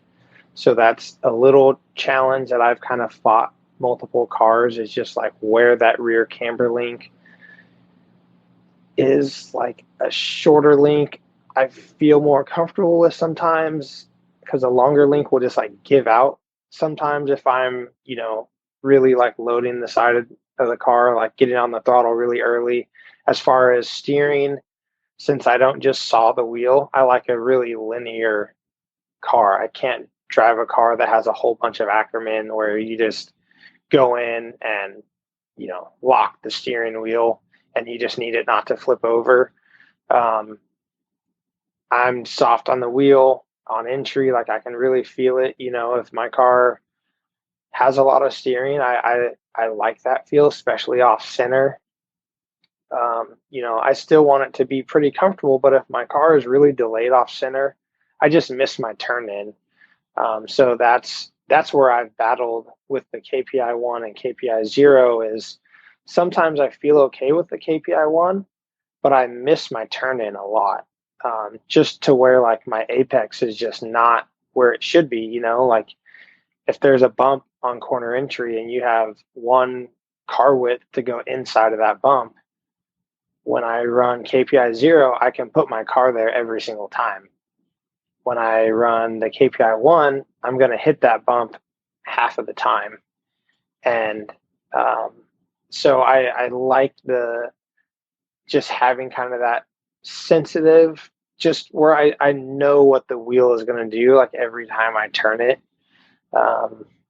And, I keep kind of going to that front end thing where I need to figure out which is just the best way for me to run it for a little while. But as far as, car handling and characteristics, I like pretty reactive feeling car. And with being used to running 2-wheel drive, I run my rear diff a little bit heavier than most. When me and David were teammates, granted that was a long time ago, we definitely ran different feeling cars. He maybe has changed quite a bit. Like I don't like that front wheel drive feel. So I run my rear diff a little heavier, and, my front diff normally isn't really, really heavy. Compared to my rear, I run them a little bit closer than some people do. And yeah, I would say those are kind of the only things I can really think of as far as car setup and feel. Maybe if you have some questions, I could clear that up a little bit, but that's kind of all I can think about right now. One thing that I'll show you here is, am I right in saying that most drivers, they drive like this with the throttle, but you have your finger sort of further in? I can't even do it. You drive like this to where... Yeah, that's exactly right. Yep. When you make a larger movement with your finger, the throttle is actually moving a lot less. So the tip of my finger is moving a lot, but throttle is moving less. Mostly when I look at people, they're sort of driving the tip of their finger, but yeah, you're doing that. Am I right? Yeah, you're exactly right. And I mean, Adrian hated me for that. I'm difficult to tune an engine for because, like when you listen, it sounds like my throttle is moving a lot because I kind of have this like kind of sound. Mm-hmm. Like when I do like practice videos and things like that. But like I'm not at neutral a lot and I'm not at full throttle a lot. I'm like in the middle quite a bit. And once that throttle gets opened, then it does move slowly. And I think that was something with gas truck, like I could have more grip and more corner speed than anybody. And, I think that was just the throttle. Like I moved it slower because I drive right on that knuckle. Yeah, I was basically, I actually learned something here just now. So I thought you would be closer to David, to be honest, with your car. But when you say that you basically get on throttle that much earlier, so the car starts moving the load to the back at an earlier stage, even if it's not a lot, it's still at your own power, and the car begins to accelerate, which then at that point when you are exiting, there's more load in the rear. So maybe you do, in fact, need more rear support than David, well, we'll get to that later. But, yeah. So, Robert, I guess. Next. Yeah, I think I would be the more aggressive from our three, since I'm getting used to drive the Mugen car, so you have to like throttle quite a lot to make it steer. But yeah, I usually load quite more the front tire, both lateral tires, like front and rear, from outside tires. It just, I don't like really, really sensitive steering, even if I steer not really a lot on my radio. Like I steer like 10 minutes to one way or 10 minutes to the other one. It's like super small movements. But the first touch, I don't really like to be aggressive. Like I like super smooth feeling at the beginning. And then I prefer to have it like more steering into the corner than just coming into the corner, just in the middle of the corner to have more steering. And also having quite good support on power, since I quite throttle quite before than exiting the corner. So just when I'm already middle of the corner, I'm already throttling. So yeah, I need a lot of support on the outside tire. I'm not about full power and so on, but that's really making a lot of load coming into the corner and also in the middle of the corner. So it's just a little bit more aggressive than David for sure. And maybe Jared is between David and me, I would say, like you talked about it. But yeah, I think it's this way. I also put my throttle finger, as you, Jared, like quite in. I like more. I don't know. I feel like more precise if I do this. I don't know. It's something I did since the beginning. So yeah, I think this, mainly softer initial steering and also support on the rear on power. It would be the two best things for me.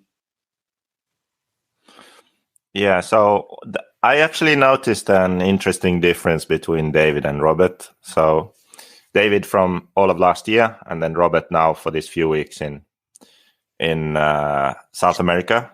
So yes, like Robert says, he's the most aggressive. I buy that completely. But what I noticed also was that part of the aggression is like, I think you somehow like automatically just go to the punched mode, and then soon you start to think. Okay, let me elaborate. So with David, you put the car on the track, you do like 1 lap, 2 laps, and then he drives the car like within what the car can do. And then he comes down and says, oh, this was good, this was no good. Okay, but you look at the car and it's like he's going around the track. It looks pretty good. Anyone looking would be like, oh, that's dialed. But then actually, no, maybe not. We can change something. Okay. Robert, on the other hand, Robert puts the car on the track. The first tank, let's be honest, the first 5 minutes, it can be a disaster. Smashing everything, like crashing. I'm like, oh my God, this is not good. Then he's like, no, let me drive a bit more. Okay. Put some gas in the tank, go out. Then it looks dialed. So I think that there is this sort of mental switch that happens where with David, it's very quick. And it's like 1 lap, 2 laps, boom, it's there. With Robert, it's like, I'm going to drive how I want to drive. Okay, the car's not doing it. Well, maybe if I just smash it up for like 5 more minutes, it will do it. Then, no, it didn't. And then the switch changes. So this is definitely something that I noticed, which to me, I wasn't used to it. Like when we started working with David, I realized that if I don't watch the first lap or two, then I sort of missed my chance. Because when he first does a corner, if the car does something, that's what it does. And then the next lap, he already fixed it. Do you see what I mean? Like, if I want to know what the car is doing, I have to be like from the first moment he goes on the track. With Robert, I can have a beer and then go watch. Because he's still going to be smashing it a bit. And then he's going to, like, with Robert. But I will not do this on a race. I mean. Yeah, well, maybe not. But I'm talking like testing and how you are, like what you do. Yeah, testing. So, I like to, I like to test the limit. Yeah.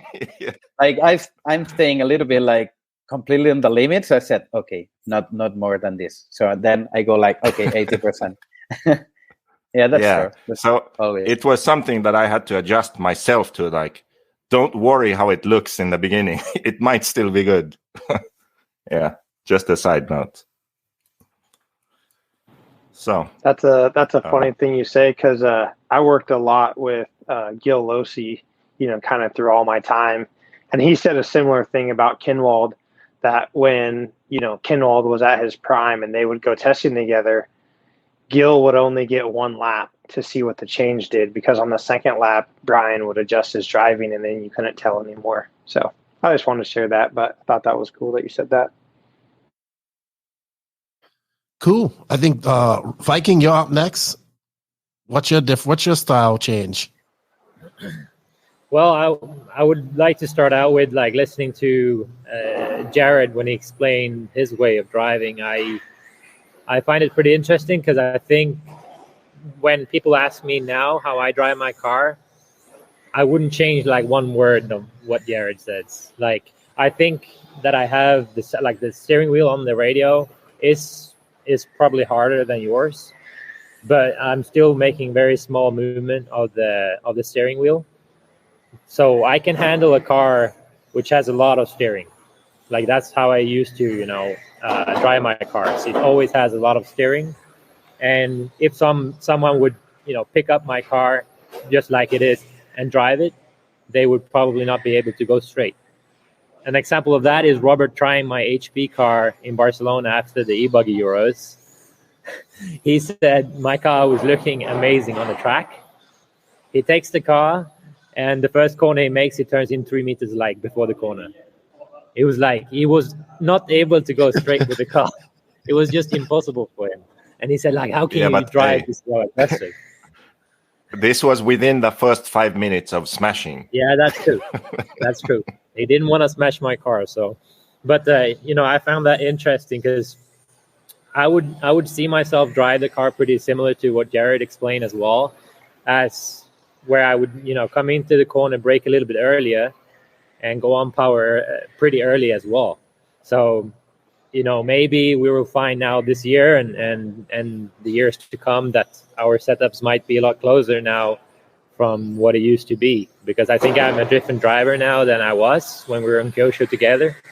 But yeah, I definitely, need something which is very responsive, but I never use like the full travel on the steering if I don't have to. And then I control the steering with the throttle basically. So I feel like if I don't have a car which has a lot of, rear end grip coming out of the corner, I cannot drive. So I need a car which is pretty aggressive into it, and it also has to have a good, easy, stable rear end coming out. But that in between that, moment, the car needs to have a lot of rotation for me to set up the exit of the corner. So unless I get that rotation out of the car, I feel like I'm losing a lot of, corner speed like that. And then I try to force the car to do things that it might not be able to do, and then I will, start making mistakes. So I'm very picky, with that. It's interesting now when I've been practicing a lot of touring car as well. My main issue at the races I've done so far in touring car is basically on the exit of the corner.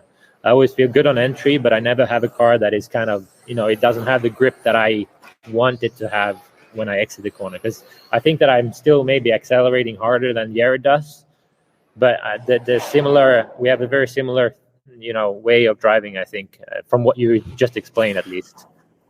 I think maybe... Before you talk, what you said about the KPI 1, KPI 0, is also something that I found interesting, during last year, because we obviously tried that a lot back and forth as well, especially with me coming from the HP, having something more similar to the KPI 0. I would always, many times we would be at the track together, me and Joseph. I would probably tell Joseph, oh, it feels amazing right now when driving the KPI 0. But the lap times were always showing that the KPI 1 was quicker. I didn't feel as good because that, initial feeling of the steering wasn't there for me into the corner. But once I kind of accepted that and also worked on a few other things on the car, I was able to carry more corner speed. Because if I was just able to get over that hurdle into the corner, driving the KPI 1, the car was much rounder in the center of the corner, and it was also better on the exit. So I found that very interesting. And from what you explained, Joseph, with me kind of adapting very quick to setups, I think that is also pretty spot on, because if we go back, like from when I started, my dad, it was always great, working on the car so that I would finish races. But I will never say that he was the best in setups. I don't think I ever, maybe had the best car when I grew up, but I was always able to adapt very quick to what I had. I didn't always have the best car, but I did, the best with what I had. And another thing would be, like, when I come to many of the races, you can always probably see me very quick out of the gate in the first practice, because I feel like I have a good, sense of how I want to drive the car around the track before we hit it on the first time. So that in the first practice, I'm always, already then, after just a couple of laps, feeling very good. I usually, make a track walk, watch some other cars go around, kind of pick up a few different things from the heats before me. And then I try to, put all these pieces together when I go out. So I feel like I'm very good at adapting, learning new tracks. But it was very interesting to hear what Garrett said about his driving style, because I think, based on that, I think we should probably be able to have pretty close setups from what I can, expect. So I think there can be one difference. And if Jared, for example, now felt that he needed more support from the car, it can have to do with how you use the steering wheel when you exit, because I think we've also spoken about this with David and Adrian, how when David gets on power and exits the corner, he's also counter steering, or like straightening out. Like at some point you have to stop turning, right?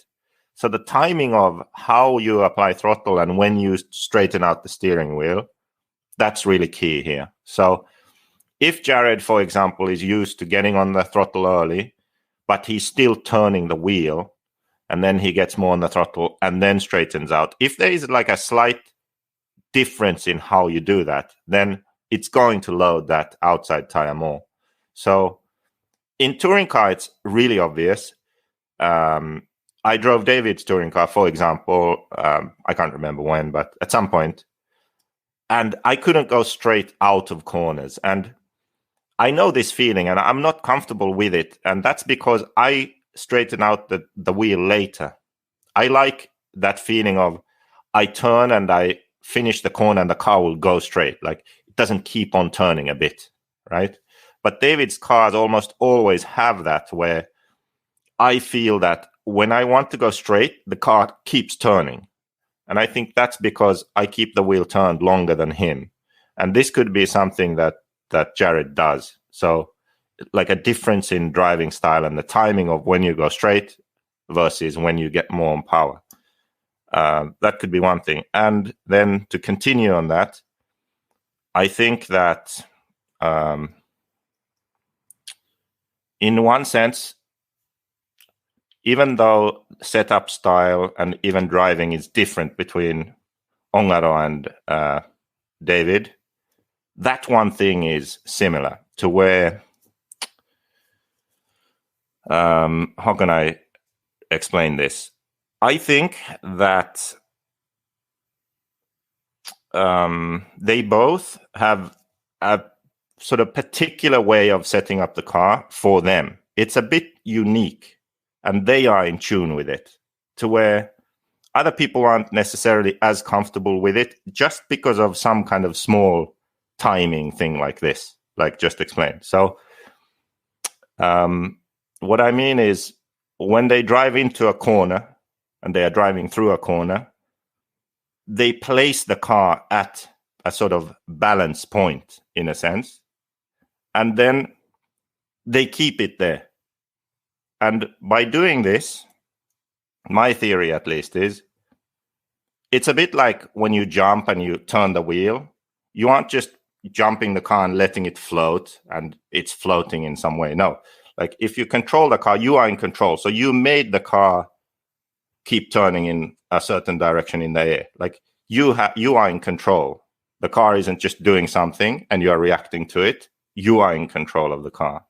So if you load the car in this sense, you have it at a balance point and you are controlling it. So you are giving inputs and the car is reacting to it, versus someone like me. I feel most of the time what I am doing is I drive in the corner and I react to what the car is doing, right? I am not making the car do something. I make it go in the corner and then I react to what happened mid-corner, right? But what I can see that Ongaro does, and what I can see that David does, is they put the car in a certain way when they go in the corner, and they keep it there and drive through the corner and go out. I don't know if my explanation makes sense, but that's what I see. And when you have a style like that and a setup like that, it is very personal to you. So when someone else drives it and they have a bit different timing with their inputs or size of inputs, then they won't be in that balance point. And then they might turn in 3 meters too early, or they might continue turning when they accelerate out. So that's my thoughts on that. Yeah, but I think it's correct, because I feel like, I like when the rear end kind of steps out a little bit into the corner, because that kind of sets up the corner for me. So unless it does that, I feel like the car is too stuck, then I'm feeling like the car is pushy. So when I'm on the brake, I usually always have more rear brake than front brake as well, if we're talking about the nitro. So that is all to kind of, what you just explained, for me to set up the car into the corner to where I feel like I can go around it the way I want to. So this is basically what I would like to learn for each one of you. So we can really hone in on how the car needs to work for you, so you can be as fast as possible in, all the different conditions. So yeah, it's not easy, but I think that that's really the only way to consistently get the most out of your racing. Otherwise, it's a bit sort of luck of the draw, in a sense. You're not in full control of your destiny in racing. Yep. All right. I just wanted to say something real quick. Jared, I always listen to your throttle inputs at races for you and Phend for some reason. And very similar. It sounds like, now Jake is going to laugh at me, but I'm glad you said this stuff, because it always sounds to me like when you're inputting, like coming out of corners, it sounds like you're doing the most minute throttle adjustments. Like you're just like it's not. If I could see your finger, look, I would think it's going like this. But now I'm just understanding you're just driving in the mid range to an extent, and that's where you're keeping the. If I'm wrong, that's where you're keeping the RPMs of the engine right there, and also creating binding your shock package and all that stuff to create more traction.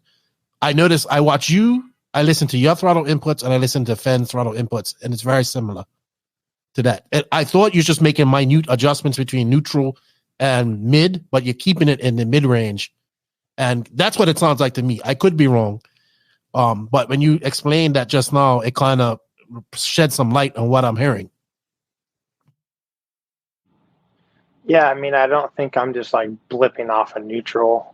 No, it's like yeah, index I range. always like have a little bit of throttle in there, but yeah, I'm just moving it quite a bit for some reason. Yeah, interesting. JQ, see, that wasn't a dumb question. JQ. I can also say that when someone comments like the way you drive, it's like the next time you go on the driver's stand and you start to think about how you actually, drive on the wheel and stuff, you can't even drive at all anymore. I had one guy, he made a video of me. I'm actually moving my fingers on the wheel as I drive. I've seen that. So, like, I don't have like a fixed position for my fingers, so they move as I turn. I didn't know until I saw this video. And then the next time I would go up and I would, it would probably be my worst run ever because I tried to have my fingers fixed or something. Interesting. All right. JQ, is there anything else you wanted to talk about before we let these guys go? We've had them on here for 2 hours now. No, I think this actually went better than expected. So first official team meeting, we made it a public one. No, sweet. Oh, it's going to be good to see. It's going to be good to see all of you guys together at DNC. I'm still kind of getting used to you and Mayako gear, Tebo. It's still kind of like I'm shocked. I'm not shocked, but it's just an adjustment that I have to make. Anything you guys want to say? I wouldn't have thought it would have happened, but it did, and I'm pretty happy about it, really. But yeah, it's definitely different. If you would have told me we'd be having this discussion in 2023, this podcast, I would have told you it was crazy. But it's been definitely a pleasure having you guys on. Thank you, Jared. Thank you, David, for your time. Thank you, Robert, for your time. I know it's late over there in Sweden. Well, not late. It's getting late over there in Sweden and Spain. JQ, you don't sleep, so it doesn't matter. Jared, I know you got family things to do and get ready for TNR this weekend. Thank you for your time. I mean, we look forward to seeing this 3-pack of, world champions driving the Mayako. And I can't wait for DNC and see what you guys do. TNR is going to be interesting too this weekend. So I'm looking forward to that. Thank you for your time, guys. It's an honor for me to be a part of all of this in a small way. So, wow, JQ, like, if you'd have told me in 2018 this was going to happen, it would have been something else. I'd have asked you what drugs you was on, good buddy. Let me have some, because that's a good dream. All right, guys. You guys have a good one. Thank you for your time. Get ready. Go enjoy your families. And thank you for just talking to me. You know what? I didn't talk much. I just listened.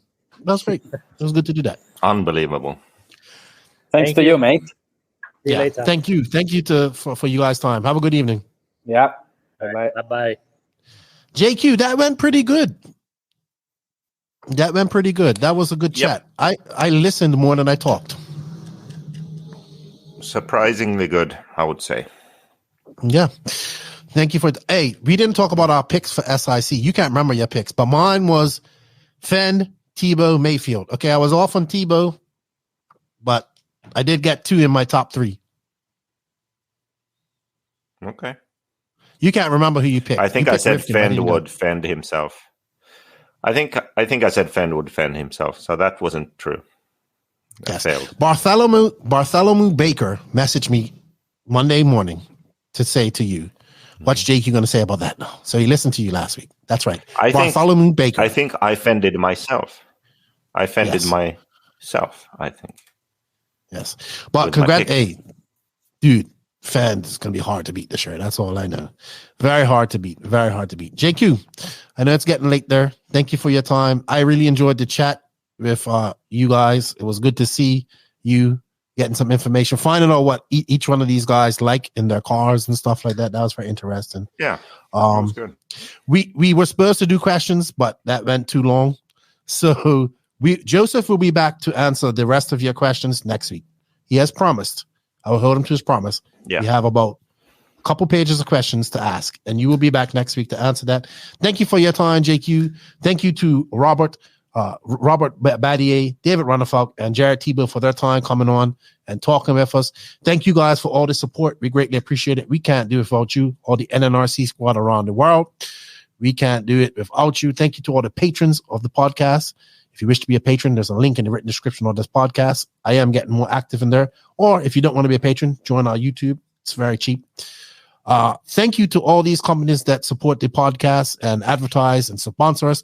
They are InvisibleSpeed.net, Hitec RC, TNR Fuels, Sunpadal USA, Mayako, Beach RC, Tekno RC, Lugs Racing Tires, Clinic RC, Papa Willie's Traction Tonic, Ardent Imprint, RC Horse, Racecraft USA, House of RC, WRCE, RCGP. Shout out to David Ronnefalk and the Ronnefalk Racing Shop, JTP RC, Robert Bade, and the Alexander Hagberg. And shout out to all you guys. Thank you for all the support. Nitro is the glory. E-Buggy pays the bills. JQ's tired. You got anything to say to everybody before we go, JQ?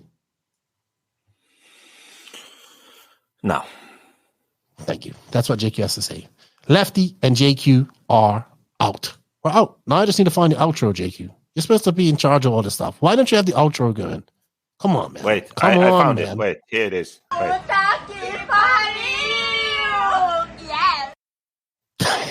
See you later.